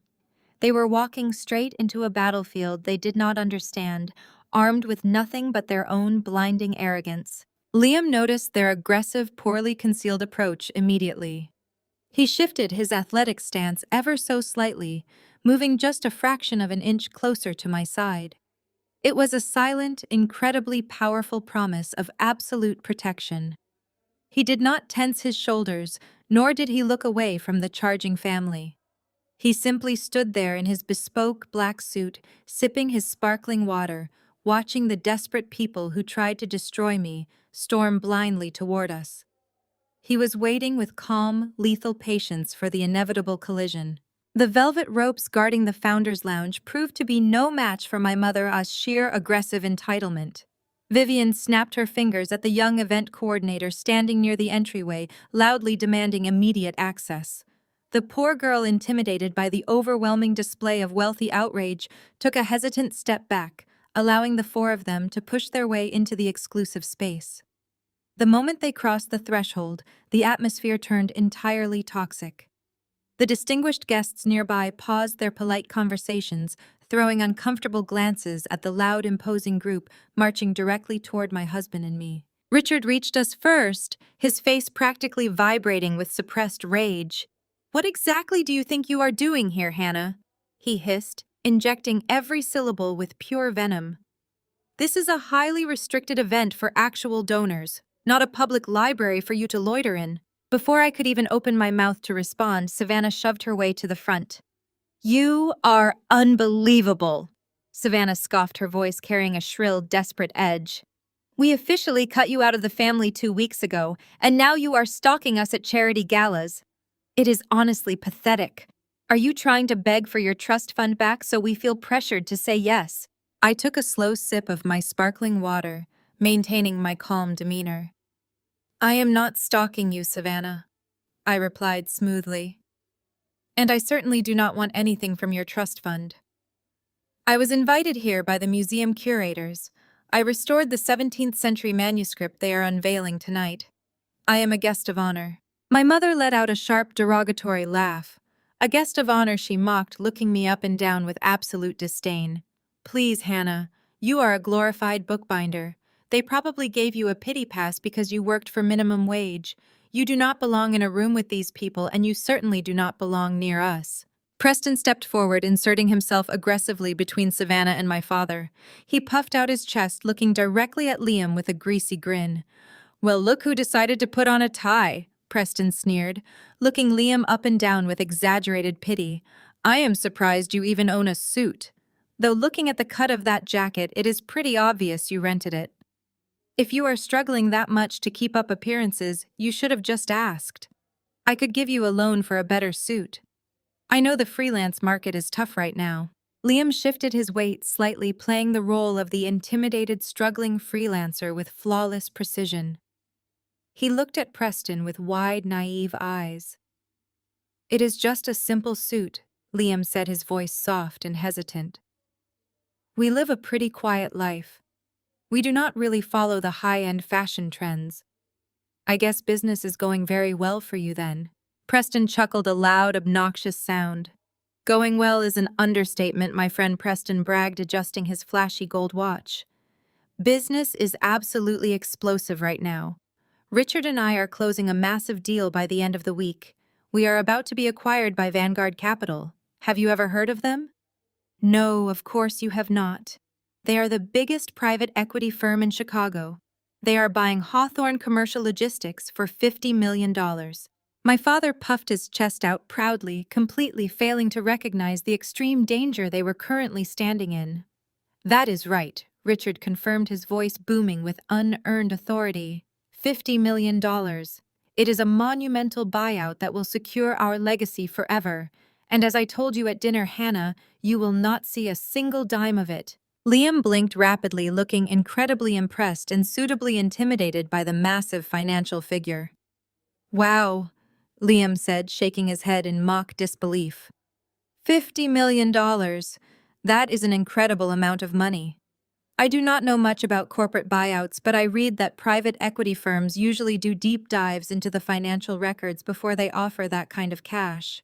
How do you even prove a company is worth that much to a giant firm like Vanguard? The bait was dangled with such masterful subtlety that Preston snatched it without a single second of hesitation. He was completely drunk on his own ego, thrilled by the opportunity to explain high-level finance to a man he viewed as a financial peasant. Preston leaned in closer, lowering his voice to a conspiratorial whisper, but remaining loud enough for anyone standing nearby to hear. "Look, man, I will let you in on a little corporate secret," Preston said, tapping the side of his nose. "Those private equity guys rely entirely on the data projections we hand them. They think they are the smartest guys in the room, but they never look past the spreadsheets we curate. You just have to know how to paint the right picture. We took our commercial real estate portfolio, and let us just say, we aggressively adjusted the valuation metrics." Richard nodded along, seemingly oblivious to the fact that his future son-in-law was currently destroying their lives. "We streamlined the accounting," Richard added proudly. "It is all about framing the future revenue potential. We shifted some internal liabilities around to make the profit margins look significantly more robust than the current market reflects. Liam tilted his head, acting as though he was trying very hard to understand the complex business strategy. I see, Liam murmured. So when you say aggressively adjusted the valuation metrics, does that mean you included the properties that you do not actually own yet? I mean, I just read an article saying the commercial real estate market is down. How did you get the numbers so high? Preston laughed, slapping Richard on the back. It is all about phantom equity, buddy, Preston boasted, completely abandoning any shred of caution. We created a few auxiliary holding companies and shifted our worst debt off the primary ledger. Then we inflated the value of our 3 biggest warehouses by about 40%. The Vanguard analysts ate it up instantly.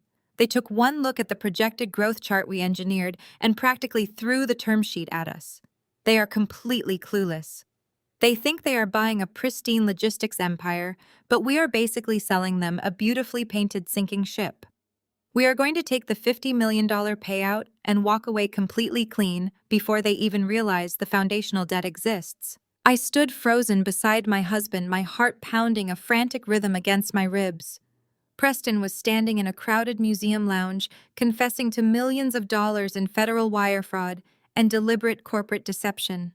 He was explicitly detailing exactly how they cooked the books, hid their toxic debt, and engineered a massive financial scam to defraud a multi-billion-dollar firm. And he was bragging about it directly to the founder and chief executive officer of the very firm he was trying to rob. Liam maintained his perfectly naive expression, though I could see the lethal predatory glint flashing dangerously in his dark eyes. That is a really brilliant strategy, Liam said, his tone carrying a soft, deadly edge that only I could recognize. You managed to hide all the debt in shell companies and inflate the valuations without Vanguard Capital noticing a single discrepancy. You must feel incredibly confident walking into their boardroom this Friday. Confident is an understatement, Preston sneered, adjusting his tie and looking at Liam with utter contempt. We are untouchable. By the time the ink dries on that contract, your father-in-law and I will be cashing out, so take notes. I took a slow sip of my water, letting the profound weight of Preston's criminal confession settle into the elegant space between us. My mother, however, had reached the absolute limit of her patience. She had grown entirely bored of Preston entertaining my husband and was visibly vibrating with the need to inflict maximum public humiliation. She looked around the crowded founders' lounge, her eyes darting past the billionaires and cultural elites until she spotted a pair of uniformed museum security guards stationed near the brass doors. Vivian raised her hand, waving frantically to catch their attention. "Excuse me," she called out, her voice slicing through the sophisticated hum of the private reception. "We need some assistance over here immediately." The 2 security guards exchanged a quick glance before making their way through the crowd of wealthy donors. They approached our small circle with cautious, professional steps. "Yes, Ma," one of the guards said, keeping his tone polite but wary of the escalating tension. "Is there a problem here?" "There is a massive problem," my mother stated, pointing a sharp, manicured finger directly at my chest. "This woman and her husband do not belong in this VIP section. They are not donors, and they certainly do not have the financial capacity to purchase a ticket to this exclusive gala. She is my estranged daughter. We legally disowned her 2 weeks ago because of her erratic, unstable behavior, and now she is trespassing at a high-security event just to stalk and harass our family. I need you to escort them off the museum premises right this instant." The guards looked completely thrown off balance by the aggressive, unhinged demand. They turned their attention to Liam and me, taking in Liam's impeccable bespoke suit and my emerald green velvet gown. We clearly did not look like unstable trespassers, but my mother was causing an incredibly loud, incredibly embarrassing scene in the middle of a multi-million-dollar charity event. Several high-profile board members at the surrounding cocktail tables had stopped their conversations entirely to watch the drama unfold. Savannah was smirking, holding her phone at her hip, trying to subtly record the moment I would supposedly be dragged out of the museum by security. "Ma, I need to ask you to keep your voice down," the lead security guard said, turning back to Vivian. I will need to see everyone else's credentials. If they do not have the proper VIP lanyards, they will be asked to leave. I do not need to show you my credentials. Vivian snapped her face, flushing an angry mottled red. My husband is Richard Hawthorne, the Chief Executive Officer of Hawthorne Commercial Logistics. We are in the middle of closing a $50 million acquisition with Vanguard Capital. We are important corporate figures in this city, and I am telling you that this woman is a dangerous liability. Remove her immediately, or I will have your supervisor fire you. Before the bewildered security guard could even respond, a deeply authoritative voice echoed from behind the small crowd that had formed around us. What on earth is the meaning of this disruption? Dr. Eris Thorne, the head curator of antiquities, pushed his way through the circle of onlookers. His distinguished face was pulled into a tight frown of absolute disapproval. He looked at the security guards and then at my mother, who was still pointing her finger aggressively in my direction. Dr. Thorne, my father said, stepping forward and attempting to deploy his usual corporate charm. He smoothed his suit jacket and extended a hand. I apologize for the commotion. I am Richard Hawthorne. My wife was just explaining to your security staff that this young woman has infiltrated your private reception.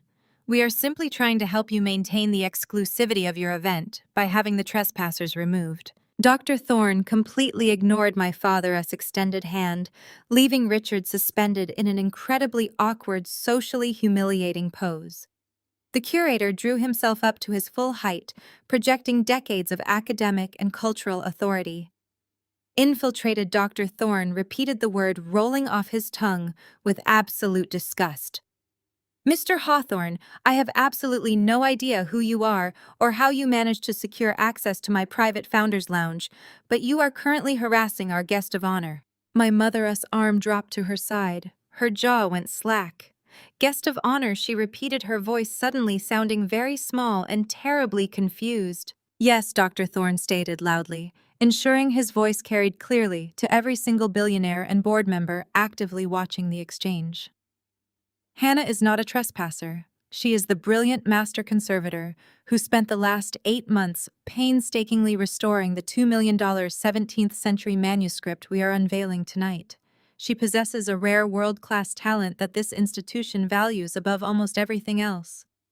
We personally invited her and her husband to attend this gala, so our top-tier donors could properly thank her for saving a priceless piece of human history. The silence that washed over the museum lounge was utterly deafening. The wealthy donors surrounding us began to murmur among themselves, casting deeply judgmental glances directly at my parents. The narrative had completely flipped in a matter of seconds. Vivian and Richard were no longer the elite corporate titans defending high society from a poverty-stricken intruder. They were loud, obnoxious bullies making a pathetic scene and embarrassing themselves in front of the actual power brokers of Chicago. "You must be mistaken," Savannah blurted out, her fake influencer composure shattering entirely. "My sister restores dusty old books in a cheap apartment. She does not belong here." Dr. Thorne turned his piercing gaze onto Savannah. "Young lady," the curator said, his tone dropping to a freezing academic reprimand. "The only people who do not belong in this room are the ones causing a vulgar disturbance. We value culture preservation and profound intellectual talent in this institution. We do not value whatever this display of desperate social climbing is supposed to be." He turned to the security guards, who were now standing very rigidly at attention. "Please escort Mr. Hawthorne and his extremely disruptive family out of the Founders Lounge immediately. They are no longer welcome in the VIP section." My mother let out a small, strangled gasp of pure mortification. She looked around at the faces of the elite donors she had been so desperate to impress, all of whom were now watching her public ejection with polite disgust. Her social standing, the one thing she valued above all else, was burning to ashes right in front of her eyes. She grabbed her designer purse, clutching it to her chest, as if it could somehow shield her from the overwhelming humiliation. Savannah quickly shoved her phone into her clutch, her face burning a bright, furious red.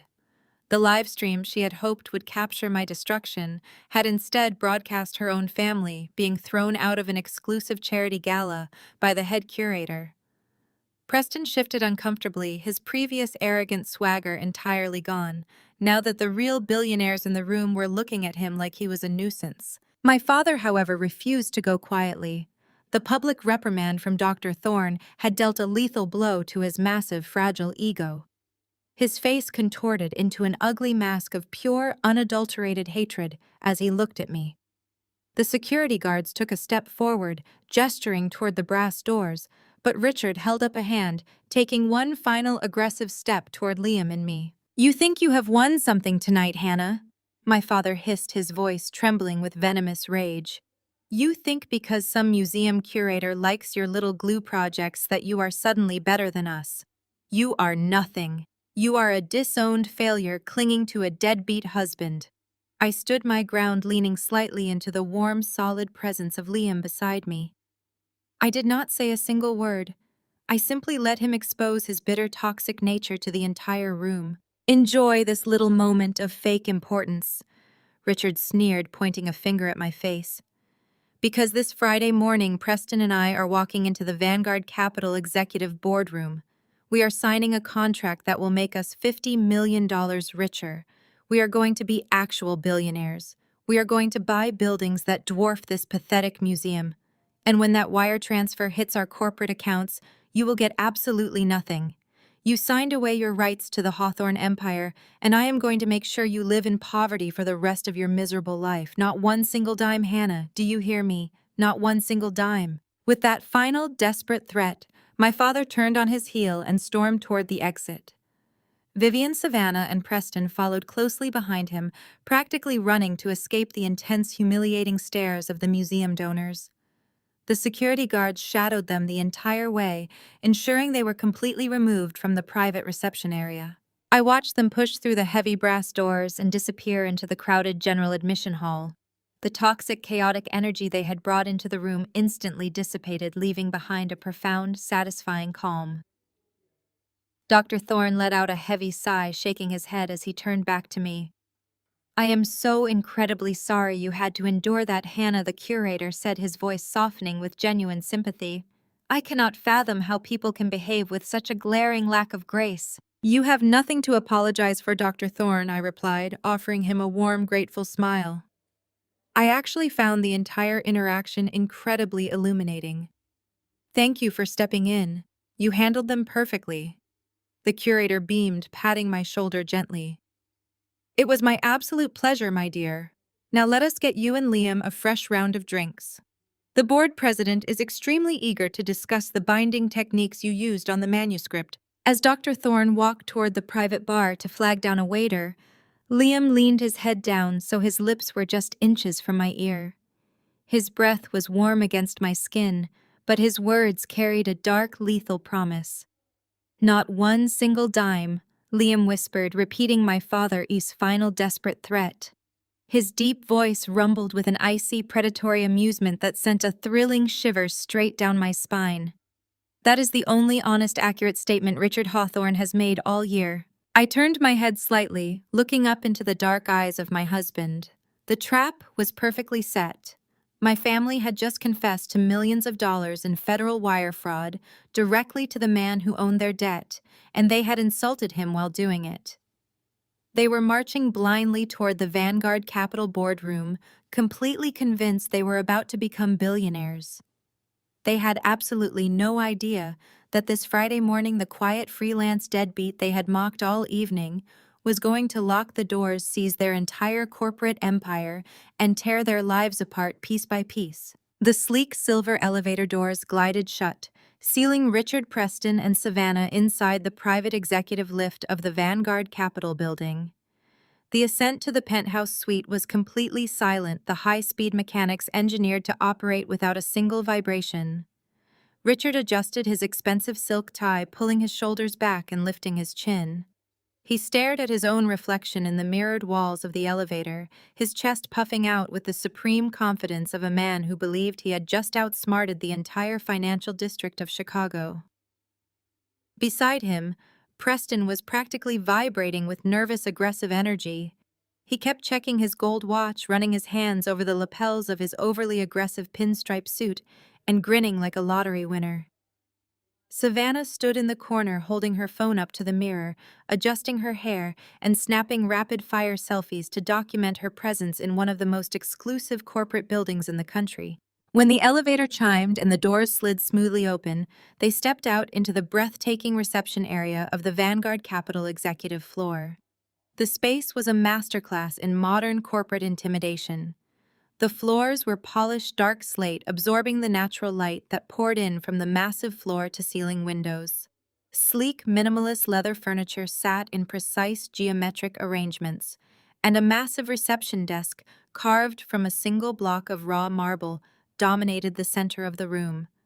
Behind the desk, the geometric shield logo of Vanguard Capital was mounted on the wall, cast in solid brushed steel. It projected an aura of absolute impenetrable wealth. Richard marched directly up to the reception desk, projecting his usual suffocating arrogance. "Richard Hawthorne," he announced, his voice booming through the quiet, refined space. "And my executive team. We are here for the final acquisition signing. We are expected." The executive assistant behind the marble desk did not flinch or offer the fawning deference Richard was clearly anticipating.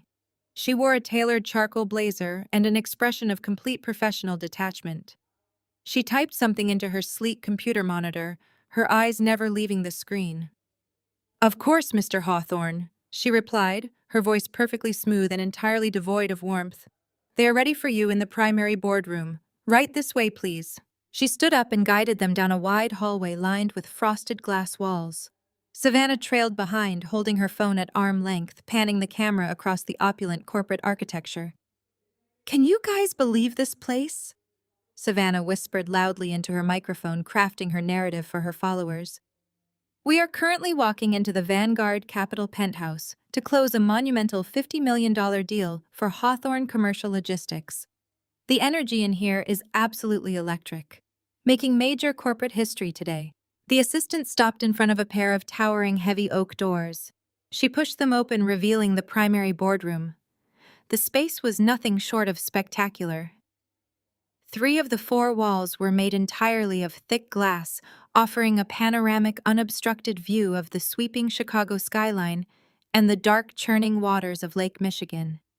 In the center of the room sat an immense custom-built conference table, crafted from a single slab of dark walnut, surrounded by 24 high-backed ergonomic leather chairs. The atmosphere in the room was freezing and pristine, meticulously prepared for high-stakes financial combat. Richard strode into the room, taking immediate possession of the space. He walked straight past the guest seating and confidently dropped his leather briefcase onto the polished walnut surface, claiming the chair directly to the right of the head of the table. Preston took the seat next to him, dropping his own portfolio with a loud, heavy smack. They were acting like conquerors, claiming a newly surrendered territory, completely oblivious to the fact that they were actually walking straight into a slaughterhouse. "We are going to need coffee," Richard barked over his shoulder, not bothering to look at the assistant, who was still standing near the oak doors. "3 black coffees hot. And bring some sparkling water. Make sure it is chilled." Preston leaned back in his leather chair, kicking his polished dress shoes out under the table. "And see if you have any decent pastries around here," Preston added, waving his hand dismissively. "We skipped breakfast to get this deal finalized." The executive assistant paused, lingering in the doorway. She looked at Richard and Preston, her eyes cold and piercing, taking in their grotesque display of unearned entitlement. She knew exactly what was about to happen to them. Every single employee on the Vanguard executive floor had been fully briefed on the impending destruction of Hawthorne Commercial Logistics. She offered a tight, sharp smile. "I will have the refreshments brought in immediately," she said, stepping backward into the hallway. "The partners will be joining you shortly." The heavy oak doors clicked shut, sealing the 3 of them inside the glass-walled penthouse. Savannah immediately walked over to the windows, pressing her hands against the glass and looking down at the tiny cars crawling along the city streets far below. "This view is completely insane," Savannah gushed, turning her phone to capture the sprawling skyline. "Dad, we have to demand an office like this when the wire transfer clears. I cannot keep working out of that outdated building in the suburbs. It is completely ruining my aesthetic." We can buy whatever building you want by this afternoon, sweetheart, Richard boasted, popping the clasps on his leather briefcase. He pulled out a stack of pristine financial documents, the very same fraudulent spreadsheets and cooked books they had used to trick the acquisitions team. He smoothed the papers out on the table, admiring his own deception. Once Vanguard signs this term sheet, we are walking away with $50 million in clean, untraceable capital. The creditors will be paid off. The dummy accounts will be officially dissolved, and we will be completely untouchable. Preston picked up a sleek silver pen from the center of the table, twirling it between his fingers with greedy anticipation. I still cannot believe how incredibly easy this was. Preston laughed, shaking his head. These private equity guys are supposed to be the most ruthless sharks on Wall Street, but they swallowed our adjusted valuation metrics without a single second of hesitation. They did not even ask to inspect the secondary warehouse properties. We literally just handed them a bunch of phantom equity, and they offered us a fortune for it. It is almost too easy. It is like taking candy from a billionaire baby. Richard chuckled, his deep, booming laugh echoing off the glass walls. That is the beauty of corporate bureaucracy, Preston. The guys at the very top of Vanguard Capital are too busy counting their billions to look closely at the details of a mid-level logistics acquisition. They rely on their analysts, and their analysts rely on the data we feed them. We painted them a beautiful picture of massive growth, and they bought it wholesale. Savannah walked over to the table, pulling out a leather chair and sitting down across from Preston. She flipped her phone around, checking her reflection in the dark screen. I am just so incredibly glad we do not have to deal with Hannah dragging us down anymore, Savannah said, her voice dripping with pure toxic satisfaction. Can you imagine if she was still attached to the family trust today? She probably would have shown up in one of her cheap thrift store dresses and embarrassed us in front of the Vanguard executives. Or worse, she would have brought that pathetic deadbeat husband of hers. Preston let out a loud, sharp bark of laughter. Oh my God, could you imagine Liam sitting in this boardroom? Preston mocked, gesturing broadly to the opulent surroundings. The guy probably breaks a sweat trying to pay for premium cable. He would absolutely spontaneously combust if he saw this kind of real money. Remember how terrified he looked at the museum gala when I told him about the buyout? He was practically shaking in his rented suit, asking all those stupid basic questions about how buyouts work. It was genuinely pathetic. Richard nodded firmly, his face hardening into a mask of cruel vindication. Getting her signature on that severance agreement was the smartest legal move we have ever made, Richard stated, tapping his finger aggressively against the walnut table. We successfully amputated the dead weight. We protected the Hawthorne legacy from her poverty and her complete lack of ambition. Today is about securing our future. We are moving into a completely different stratosphere of wealth, and we are doing it without her holding us back. The three of them sat in the quiet penthouse, basking in the warm, glowing delusion of their impending victory. They traded arrogant jokes about the cars they were going to buy, the luxury vacations they were going to book, and the exclusive country clubs they were going to join by the end of the week. Preston pulled out his phone, scrolling through listings for high-end real estate in the Gold Coast neighborhood, completely ignoring the fact that the money he was planning to spend was entirely stolen. Savannah began discussing the specific designer brands she planned to feature in her upcoming victory posts, meticulously planning the aesthetic of her newfound billionaire status. Richard simply sat back in his chair, staring at the ceiling with a look of supreme, arrogant satisfaction. They were completely intoxicated by their own perceived brilliance, utterly convinced that they were the smartest people in the entire city of Chicago. They had spent years mocking me for my quiet, honest life, while they themselves built a massive empire out of lies, embezzlement, and federal wire fraud. They believed that their loud, aggressive tactics made them invincible. They believed that wearing expensive suits and driving leased luxury cars made them inherently superior. They had absolutely no concept of what real, quiet, lethal power actually looked like. Outside the glass walls, the morning sun climbed higher into the sky, casting bright, piercing shards of light across the polished walnut boardroom table. The city below moved with its usual relentless rhythm, oblivious to the massive financial execution that was about to take place at the very top of the Vanguard Capitol building. The silence in the room stretched out thick with their greedy, arrogant anticipation. They watched the heavy oak doors waiting for the gullible corporate executives to walk in and hand them their $50 million salvation. They waited for their golden parachutes. They waited for their absolute, undisputed triumph. The heavy brass handle on the oak doors finally began to turn. The heavy brass handle on the oak doors finally began to turn. The latch clicked with a sharp, heavy sound that echoed through the pristine silence of the penthouse boardroom. Richard straightened his posture, pasting on his most commanding, authoritative smile, fully prepared to greet the gullible private equity executives who were about to hand him $50 million. Preston stood up quickly, smoothing his flashy pinstripe suit, ready to play the role of the aggressive financial prodigy. Savannah kept her phone angled just right, eager to capture the handshake that would solidify her billionaire status. The door swung open, moving with a silent, heavy grace. The first person to cross the threshold was not a smiling acquisitions director. It was a tall, sharply dressed woman carrying a sleek leather briefcase, her face set in an expression of absolute, terrifying neutrality.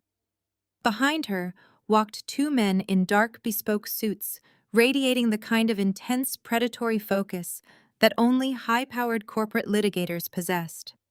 They fanned out silently, taking strategic positions along the glass walls of the boardroom, their eyes locking onto Richard and Preston with clinical detachment. And then the final figure stepped through the doorway.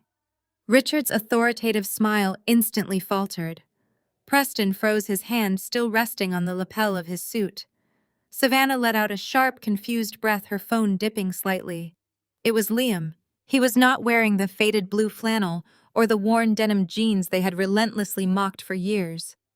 He was dressed in a dark charcoal suit tailored to such devastating perfection that it seemed to absorb the ambient light in the room. His crisp white shirt was unbuttoned at the collar, projecting a terrifyingly casual dominance. He did not look like a struggling freelancer. He did not look like a man who needed a loan for a better outfit. He looked like an apex predator who had just locked the gates of his own hunting ground. He carried a single, immensely thick black dossier in his right hand. Liam did not say a word. He walked with slow, deliberate steps across the expansive room, his gaze fixed dead ahead. He bypassed the empty guest chairs entirely. He walked directly to the massive leather chair at the very head of the dark walnut table.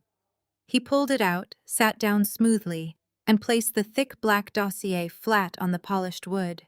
The heavy thud of the binder hitting the table sounded like a gavel striking a sounding block. For several agonizing seconds, absolute paralysis gripped the Hawthorne family. Their brains completely short-circuited, entirely unable to process the visual information in front of them. The sheer impossibility of my husband sitting at the head of the Vanguard Capital boardroom completely fractured their reality. Richard was the first to snap out of the initial paralysis. His confusion rapidly mutated into deep, defensive anger. The dark red flush returned to his face as he slammed his hands flat on the table, leaning forward aggressively. "What in the absolute hell is this?" Richard bellowed, his voice cracking with outrage. "How did you get past the security desk? This is a highly restricted executive floor. If Hannah sent you here to beg for a handout or to grovel for her trust fund, you have made a catastrophic miscalculation. Get out of that chair immediately before I have you arrested for trespassing." Preston let out a loud, nervous scoff, trying desperately to regain his arrogant swagger. "You have got to be kidding me," Preston sneered, pointing a shaking finger at Liam. "You followed us here. Are you seriously that pathetic? We are in the middle of closing a $50 million acquisition with Vanguard Capital. The partners are going to walk through those doors any second now, and when they see some freelance deadbeat sitting in their boardroom, they are going to throw you out on the street. Get out of here before you ruin this deal." Savannah gripped her phone tightly, her knuckles turning white. She looked wildly between Liam and the three unsmiling lawyers standing along the walls. "Dad, call security." Savannah panicked, her voice shrill. "He is stalking us. This is completely psychotic." Liam did not flinch. He did not raise his voice. He simply sat back in the heavy leather chair, resting his hands on the armrests, and looked at them with a gaze so incredibly cold and empty that it silenced the room instantly. He allowed their pathetic, desperate outbursts to hang in the air, letting them expose the full depth of their blinding ignorance. The tall woman who had entered first stepped forward.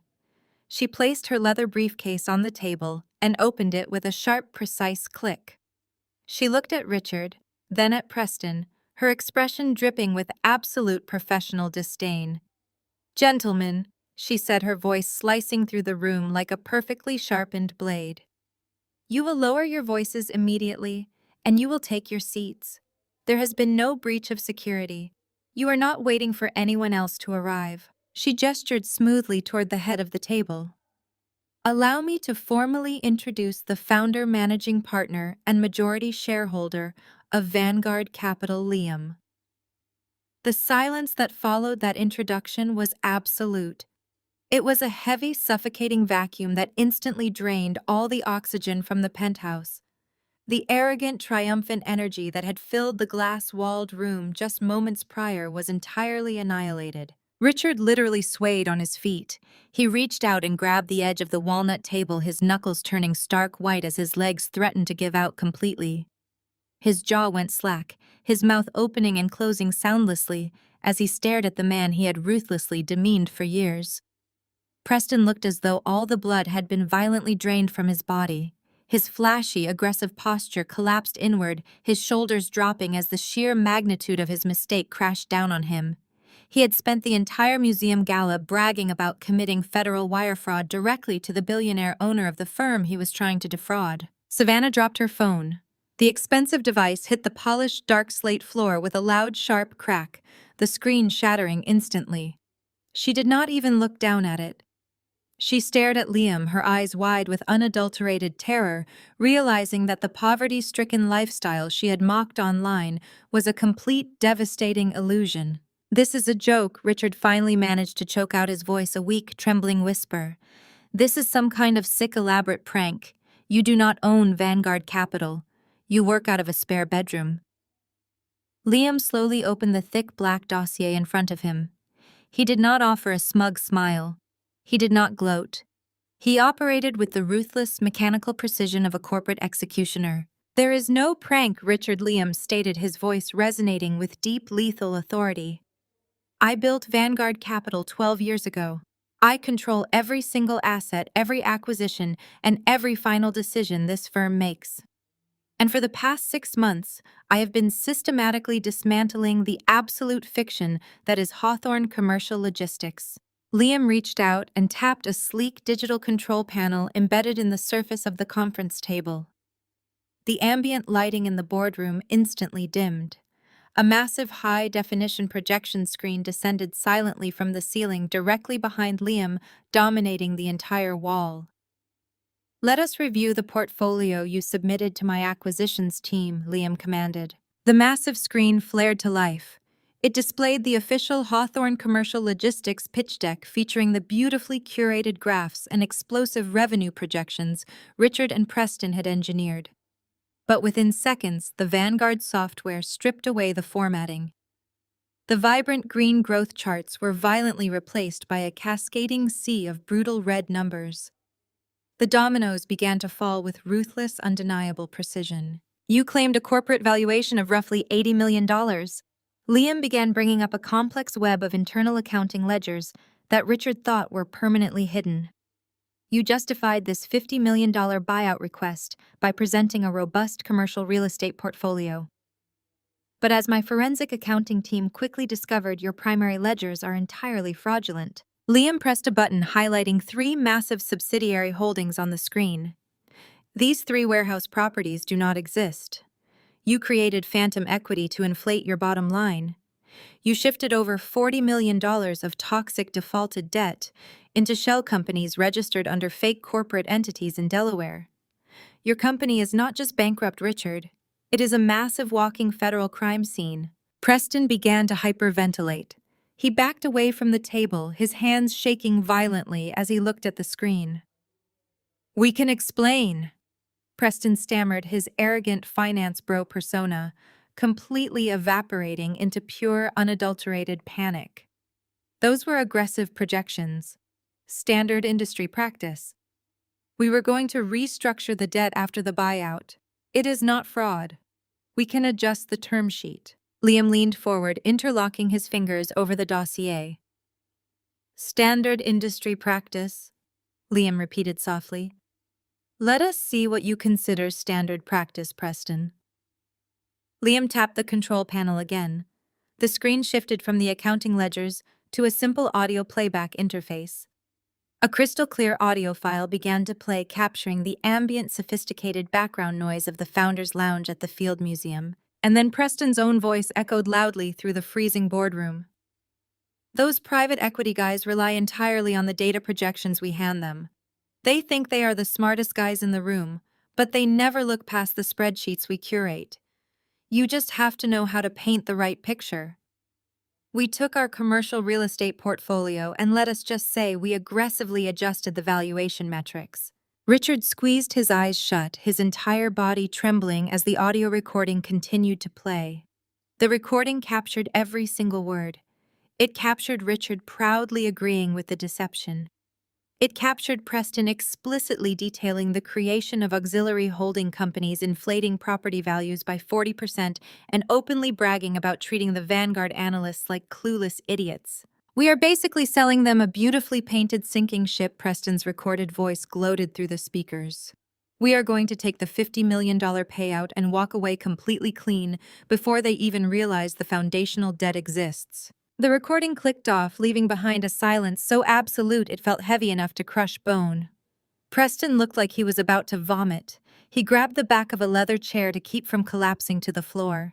He had just listened to his own taped confession to massive multi-million-dollar federal wire fraud played back to him in the very boardroom he had planned to rob. That recording has already been securely archived by my legal team, Liam stated, gesturing to the lawyers standing silently along the walls.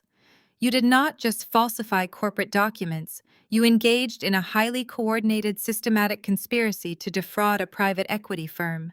But that is only the corporate liability. Let us move on to the personal embezzlement. Savannah let out a small, terrified whimper. She backed away toward the glass wall, looking desperately at the heavy oak doors, realizing there was absolutely no escape. Liam turned the page in his dossier, and the screen behind him shifted to a staggering list of personal wire transfers. The funds siphoned from your commercial properties did not just disappear into thin air. Liam continued, his voice relentless and cold. You routed them directly into your personal accounts to maintain a lifestyle you lost the ability to afford 5 years ago. He highlighted a massive block of transactions. $3.2 million stolen from the employee pension fund and routed to a Cayman account to pay for Vivian's country club memberships, her aggressive shopping sprees, and the secondary mortgage on your Hamptons property. Richard opened his mouth to deny it, but no words came out. The evidence was too overwhelming, too meticulously documented. He was completely trapped. Liam then shifted the highlight to a second massive block of stolen funds. And then there is the marketing department. $2.4 million routed over the past 3 years to directly fund Savannah's influencer facade. Savannah gasped, covering her face with her hands as her personal expenses were broadcast in 10-foot-tall letters on the boardroom screen. Corporate funds were used to purchase hundreds of thousands of fake social media followers, Liam detailed ruthlessly. Company money paid for luxury brand sponsorships that you pretended were organic. Hawthorne Capital paid for your luxury vacations, your designer wardrobes, and your completely fabricated 6-figure salary. You are not a marketing vice president. You are a massive liability entirely funded by stolen money. The sheer scale of their exposure was absolute. Liam had stripped away every single layer of their deception, leaving them entirely naked and defenseless. They had walked into the Vanguard building expecting to be handed a golden parachute. Instead, they had been strapped to an anvil and thrown directly into the ocean. Richard finally found a shred of his voice, though it sounded weak and broken. "What do you want?" Richard pleaded, all of his previous arrogance completely erased by the overwhelming threat of federal prison. "You have the leverage. We will sign the company over to you. We will walk away with nothing. Just take the assets and bury the files. We can make a quiet deal." Liam closed the thick black dossier with a quiet final thud. He looked at the three broken, terrified people standing in his boardroom, his expression devoid of any mercy or hesitation. "You fundamentally misunderstand the situation," Richard Liam said, his voice dropping to a terrifyingly quiet register. "I am not buying your company. Vanguard Capital does not acquire toxic, fraudulent assets." Richard blinked, genuine confusion mixing with his terror. "Then why did you bring us here? Why did you approve the term sheet?" "Because Vanguard Capital is your primary debt holder," Liam revealed, delivering the final devastating blow. "While you were busy cooking the books and trying to trick my acquisitions team, my shadow firms were quietly buying up every single defaulted loan, every missed mortgage payment, and every line of credit you possess. I own your entire debt structure, and I'm calling it in. All of it." The air rushed out of Richard's lungs in a harsh wheeze. "You have 48 hours," Liam commanded, standing up from the heavy leather chair, his tall frame dominating the room. "You have 48 hours to surrender every single corporate asset, every bank account, and every property associated with the Hawthorne name. If those accounts are not fully surrendered to my legal team by Monday morning, I will hand this entire dossier, including the audio recording of your confession, directly to the Securities and Exchange Commission and the federal prosecutor's office." Liam turned his back on them, buttoning his suit jacket with calm, deliberate precision. "The meeting is over," Liam stated. "Get out of my building." The two Vanguard litigators stepped forward in perfect unison, gesturing toward the heavy oak doors with rigid professionalism. Richard, Preston, and Savannah did not say another word. They could not. The absolute certainty of their destruction had stripped them of their voices, their arrogance, and their completely fabricated reality. They turned and shuffled out of the boardroom, moving like hollow shells of the people they had been just 20 minutes prior. The doors clicked shut behind them, sealing their fate. Friday bled into Saturday, carrying with it a profound and terrifyingly beautiful silence. I spent the morning in my restoration studio, carefully binding the spine of a 19th century novel, letting the repetitive, meticulous work ground my racing thoughts. Liam worked in his home office, quietly managing the massive fallout of the Hawthorne acquisition trap. The local financial news networks were already picking up whispers of a massive corporate default. By mid-afternoon, rumors were swirling through Chicago high society that Richard Hawthorne had suffered a catastrophic financial collapse. The dominoes were falling rapidly, and the impact was entirely irreversible. By Saturday evening, the temperature plummeted and a brutal torrential thunderstorm rolled in off Lake Michigan. The sky turned a bruised, violent purple before unleashing sheets of freezing rain against the city. Thunder rattled the windows of our brick bungalow, but inside the house was incredibly warm and fiercely protected. Liam had built a fire in the living room hearth, and we sat together on the plush sofa listening to the storm rage outside.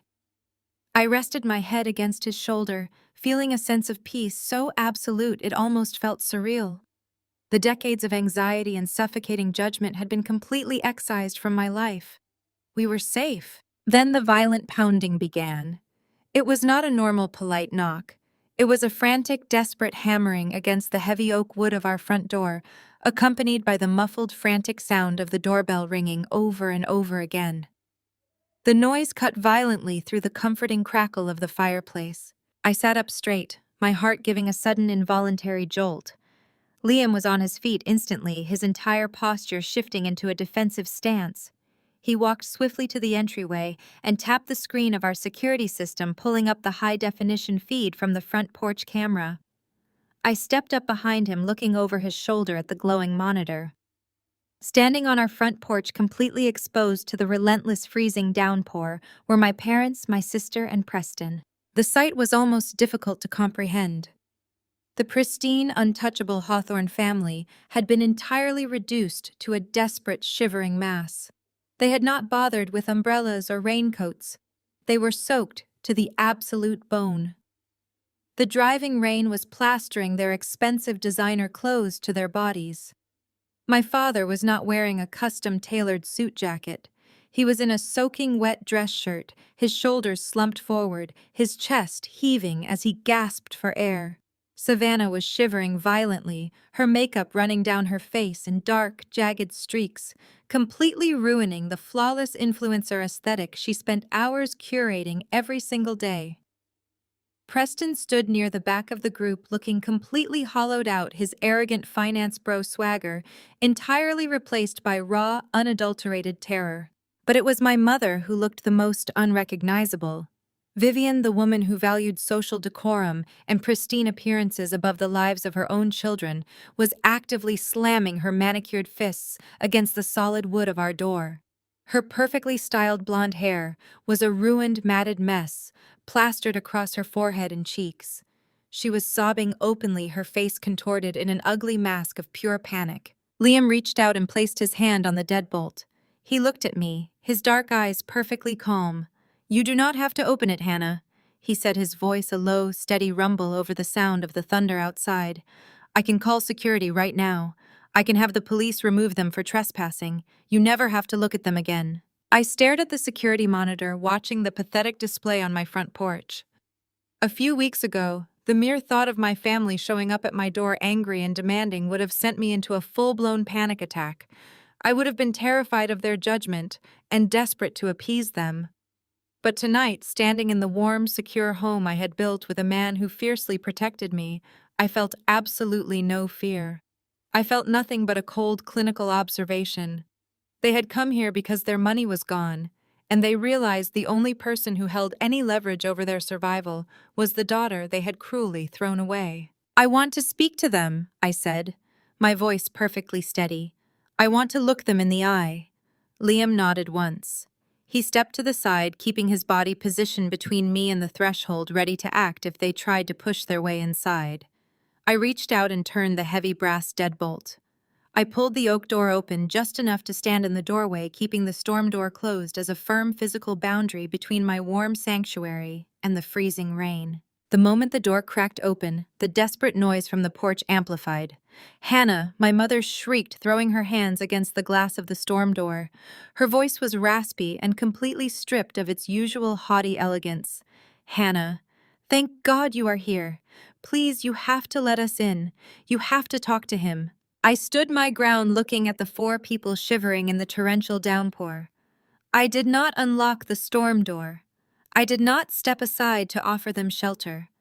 I simply stood in the warm yellow light of my entryway, looking at them with the exact same cold, detached expression my father had worn when he handed me my disownment papers. "There is nothing to talk about, Vivian," I replied, maintaining a perfectly calm, polite tone. "Liam made the Vanguard capital position extremely clear yesterday morning. You have until Monday to surrender your assets before the federal authorities are notified. I highly suggest you spend this time consulting with a criminal defense attorney instead of harassing us at our home." My father pushed his way to the front of the group, shoving Preston aside. He pressed his face close to the glass, his eyes wide and completely bloodshot. "Hannah, please," Richard begged, his voice cracking pathetically. "You do not understand the severity of this situation." He froze all the accounts. He locked us out of the corporate servers. We cannot access a single dime. The banks are already calling about the mortgages. We are going to lose the house. We are going to lose everything. "You did not lose anything," I corrected smoothly. "You stole millions of dollars from your own company, and you gambled it away on country club memberships and fake internet followers. Now the bill has come due. That is not a tragedy, Richard. That is just basic accounting." Savannah pushed her way forward, tears streaming rapidly down her freezing face, mixing with the heavy rain. "Hannah, please," she sobbed, clutching her designer purse to her chest like a useless shield. "I have $0 in my personal account. My credit cards are declining everywhere. I cannot even afford to buy groceries. You are my sister. You have to help me. You cannot just stand there and watch your own flesh and blood go homeless." My mother began sobbing louder, violently, shaking the handle of the locked storm door. "We are family. Hannah." Vivian pleaded, her voice escalating into a hysterical wail that barely competed with the booming thunder. "We are your family. You cannot let him do this to us. You cannot let Liam send your own father to federal prison. Please, Hannah, I am begging you. We will do anything you want. Just tell him to call off the lawyers. Tell him to drop the debt. We are a family." I looked at the desperate, frantic woman screaming at me through the glass. She was invoking the concept of family as if it were a magic spell that could instantly erase decades of emotional abuse and financial manipulation. She thought the word family was a free pass to treat me like garbage and still demand my absolute loyalty when she was facing the consequences of her own actions. I tilted my head slightly, studying her ruined makeup and her shivering frame. It was a fascinating display of complete hypocrisy. 2 weeks ago, they had sat in a luxury steakhouse and gleefully presented me with a legal document designed to completely sever me from their family tree. They had laughed at my modest life, mocked my husband, and told me I was a liability to their pristine image. They had intentionally, aggressively thrown me away, and now, standing in the freezing rain facing the utter destruction of their empire, they were desperately trying to glue those severed ties back together. I reached out and placed my hand flat against the cold, wet glass of the storm door separating us. I looked directly into my mother, us panicked, tear-filled eyes, making sure she could see the absolute unwavering finality in my gaze. I let the silence stretch, letting the pounding rain and the crashing thunder fill the space between us, until their desperate pleading slowly died down into pathetic, shivering whimpers. They were hanging on to my silence, waiting for the salvation they arrogantly assumed I would eventually provide. They truly believed that because I was the good, quiet daughter, I would ultimately break down and save them. They had absolutely no idea that the good, quiet daughter no longer existed. I reached back to the small antique console table positioned just inside our entryway. Resting perfectly centered on the polished wood was the thick manila envelope my family had slid across the mahogany table at the steakhouse 2 weeks ago. I picked it up, feeling the heavy, dense weight of the legal grade paper. I took a deep breath, turned the brass lock on the glass storm door, and pushed it open. I stepped out onto the covered porch. The freezing rain was blowing violently sideways, catching the edges of my clothes and sending an icy chill through the air, but I did not shiver. Liam stepped up right behind me, filling the doorway entirely. His presence was an immovable wall of absolute protection. My father took a desperate step forward, reaching out a soaking wet hand as if to grab my arm, but Liam simply shifted his weight and my father froze instantly, dropping his hand back to his side. I held up the manila envelope, keeping it perfectly level so the warm yellow porch light illuminated the Hawthorne Commercial Logistics corporate logo stamped in the top corner. My mother stared at the envelope, her eyes darting frantically between the documents, and my face clearly trying to understand why I was holding the exact weapon they had used to destroy me. I looked at my father, watching the freezing rain drip steadily from his chin and soak into the collar of his ruined dress shirt. "You came here tonight because you think Liam is doing this to you out of spite," I said, my voice projecting clearly and calmly over the loud rumble of the thunderstorm. "You think this is some kind of hostile corporate takeover, but you are lying to yourselves just like you lied to the Vanguard acquisitions team. Liam did not destroy your company, Richard. You and Preston destroyed it. You spent 5 years aggressively embezzling corporate funds to pay for country club dues, luxury vehicles, and fake social media engagement. You created phantom real estate portfolios and hid your massive toxic debt in offshore shell companies. You committed federal wire fraud on a staggering historical scale. The only thing Liam did was buy your debt and refuse to hand you a $50 million bailout to cover up your crimes." My father opened his mouth to deny it, but the utter precision of my accusation left him completely speechless. He looked back at Preston, who was staring at the wet porch floor, looking physically sick and entirely defeated. I turned my attention to my mother, who was shivering uncontrollably, her arms wrapped tightly around herself in a pathetic attempt to stay warm. 2 weeks ago, I continued, my voice slicing through the heavy rain. I sat in my living room and looked at the Vanguard Capital internal audit screens. I saw the absolute catastrophe you had created. I saw the missing millions and the falsified tax returns. But the most terrifying thing I saw was my own name still listed on the primary Hawthorne Family Trust. My mother blinked rapidly, her brow furrowing in deep confusion. "What are you talking about?" she asked, her voice barely a weak whisper over the crashing storm. "I am talking about the Securities and Exchange Commission," I replied smoothly. "When the federal investigators inevitably discover the massive scale of your embezzlement, they are going to freeze every single asset tied to the Hawthorne estate. They are going to seize bank accounts, properties, and businesses to pay back the creditors you defrauded. If my name had remained on that family trust, the federal government would have seized my personal bank accounts. They would have frozen the assets of my book restoration business. They would have taken this beautiful house. I would have been dragged into a decade of federal litigation and completely ruined financially because of your reckless greed." I looked down at the manila envelope in my hands, slowly tracing the edge of the thick paper with my thumb. I was absolutely terrified, I admitted, letting a small, cold smile touch my lips. I didn't know how I was going to legally separate myself from your massive federal fraud. And then for my 33rd birthday, you handed me a notarized, legally binding document stripping me of all shares, liabilities, and ties to your estate. The color completely drained from my father-us face. His eyes went incredibly wide with a sudden horrifying realization. He stared at the envelope as if it had suddenly turned into a lethal weapon pointing directly back at him. "You demanded that I sign a comprehensive liability waiver," I explained, holding the envelope out slightly so he could see his own aggressive signature bleeding faintly through the wet paper. "You hired the most expensive corporate lawyers in the city to ensure that our financial worlds were permanently severed.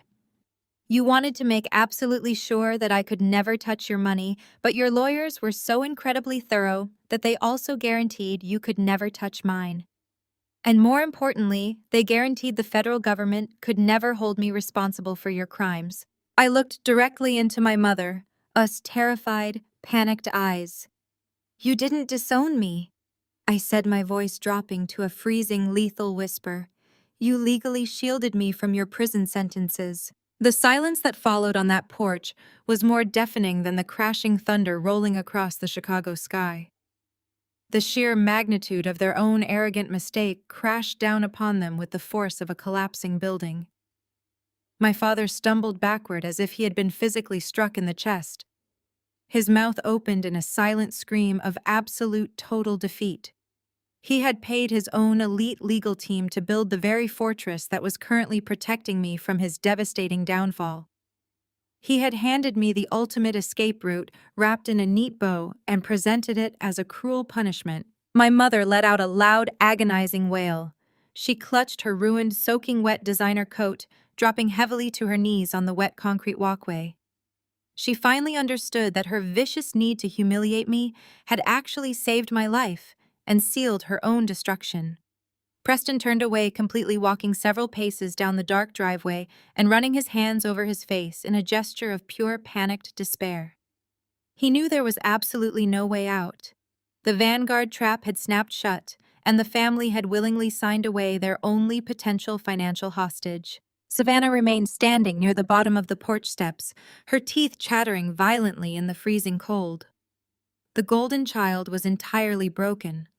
Her flawless influencer facade had been completely stripped away, leaving behind a terrified 30-year-old woman who had never worked a real day in her entire life. She took a hesitant step forward, reaching out a trembling manicured hand toward me. "Hannah, please." Savannah begged, her voice cracking with raw, pathetic desperation. She dropped all her pride, completely abandoning the arrogant superiority she had wielded like a weapon just 2 weeks ago at my birthday dinner. "I do not have a single dollar to my name. My accounts are totally frozen. My credit cards are declining everywhere.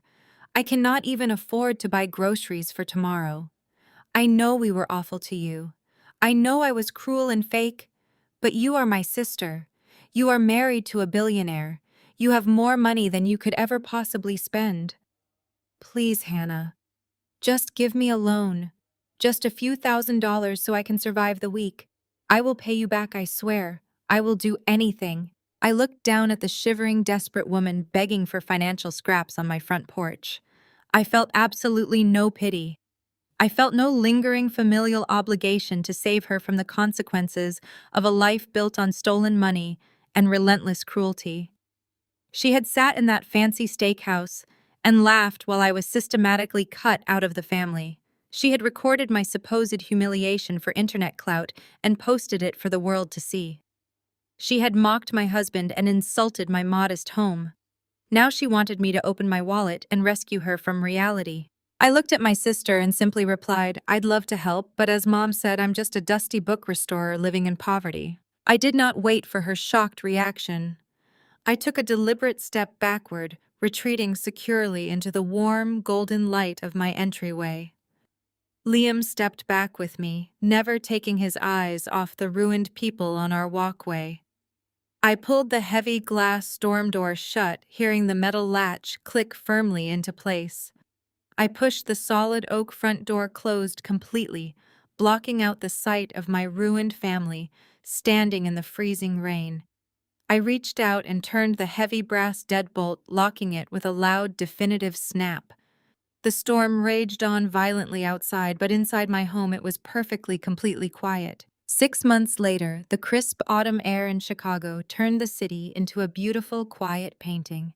The complete collapse of Hawthorne Commercial Logistics had played out exactly as Liam had meticulously predicted.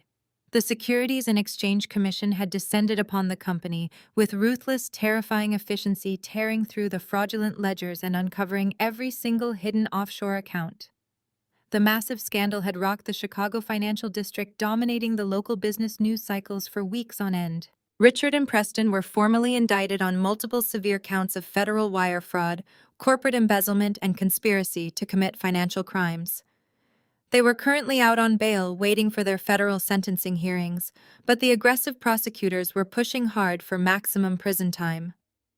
Their arrogant corporate empire had been completely liquidated to pay off the massive mountains of toxic debt they had accumulated over the years. Savannah had lost absolutely everything. Her luxury downtown condo, her leased European sports cars, and her entire excessive wardrobe of designer clothes had been seized by federal authorities to cover the stolen company funds she had used to purchase them. Without the stolen corporate money to buy fake engagement and sponsor her lifestyle, her social media following had completely evaporated overnight. The last I heard, she was working a minimum wage retail job at a dying suburban shopping mall, spending her days folding discounted sweaters and dealing with angry, frustrated customers. Her glamorous high society lifestyle was nothing more than a bitter, distant memory that she could never reclaim. Vivian had suffered the most dramatic and devastating social fall. When the embezzlement scandal officially broke, her wealthy country club friends abandoned her immediately, treating her like a highly contagious, toxic disease. She was entirely shunned by the elite Chicago circles she had spent her entire life trying to impress and manipulate. Stripped of her stolen wealth and her precious social status, she was forced to move into a tiny, cramped studio apartment on the far industrial outskirts of the city. She lived in complete, absolute isolation, surrounded by the few modest, basic possessions she was legally allowed to keep, spending her empty days mourning the superficial life she had carelessly thrown away. Meanwhile, the world inside our beautifully restored brick bungalow remained perfectly untouched by the chaos outside. Liam and I sat together in the living room, the soft, warm crackle of the fireplace, filling the quiet space with a comforting glow. Outside, the gentle autumn wind rustled the orange leaves of the old oak trees, but inside, it was perfectly safe and entirely secure. I sat at my large wooden work table, carefully running a soft, specialized brush over the delicate, aged pages of a rare 19th century manuscript. Liam sat in the oversized leather armchair nearby, reading a thick hardcover historical biography, and occasionally looking up to watch me work with a soft, loving smile. We did not speak about my family anymore. We did not check the news for updates on their looming federal trials or their financial miseries. We simply existed in a state of absolute unconditional peace, completely unbothered by the dramatic collapse of the people who had so arrogantly thrown us away. I carefully applied a thin layer of archival glue to the damaged spine of the antique book, breathing in the deeply comforting scent of aged paper and cedar wood. I had lost a toxic, cruel family, but I had gained a brilliant, beautiful, and completely fireproof life. The core lesson of this journey revolves around the stark difference between the illusion of status and the reality of genuine worth. Hannah's family built their entire identity on toxic validation, superficial wealth, and the cruel diminishment of others to elevate themselves. They genuinely believed that leveraging their financial power and societal influence could break her spirit. However, the story teaches us that true power lies in authenticity and emotional detachment from toxic expectations. When Hannah was handed her disownment papers, she didn't react with the panic or devastation her family desired. Instead, she recognized that their rejection was actually her liberation. Sometimes the very people who try to destroy you end up handing you the absolute key to your own safety. By stepping away from the chaotic noise of her family's fraudulent empire, Hannah built a fireproof life anchored in hard work, quiet integrity, and unconditional love. The ultimate takeaway is that you do not need to constantly fight for a seat at a table where you are not respected. Walking away is not a failure, it is the ultimate victory. Setting ironclad boundaries protects your peace, and living a happy, authentic life is the only response toxic people truly fear. Have you ever had to walk away from toxic expectations to protect your own peace? How did you find the courage to build your own fireproof life when everyone else doubted you? Share your story in the comments below. If my journey resonated with you, please hit the like button and subscribe to our channel for more stories about resilience. Remember, your true worth is never defined by those who are too blind to see it.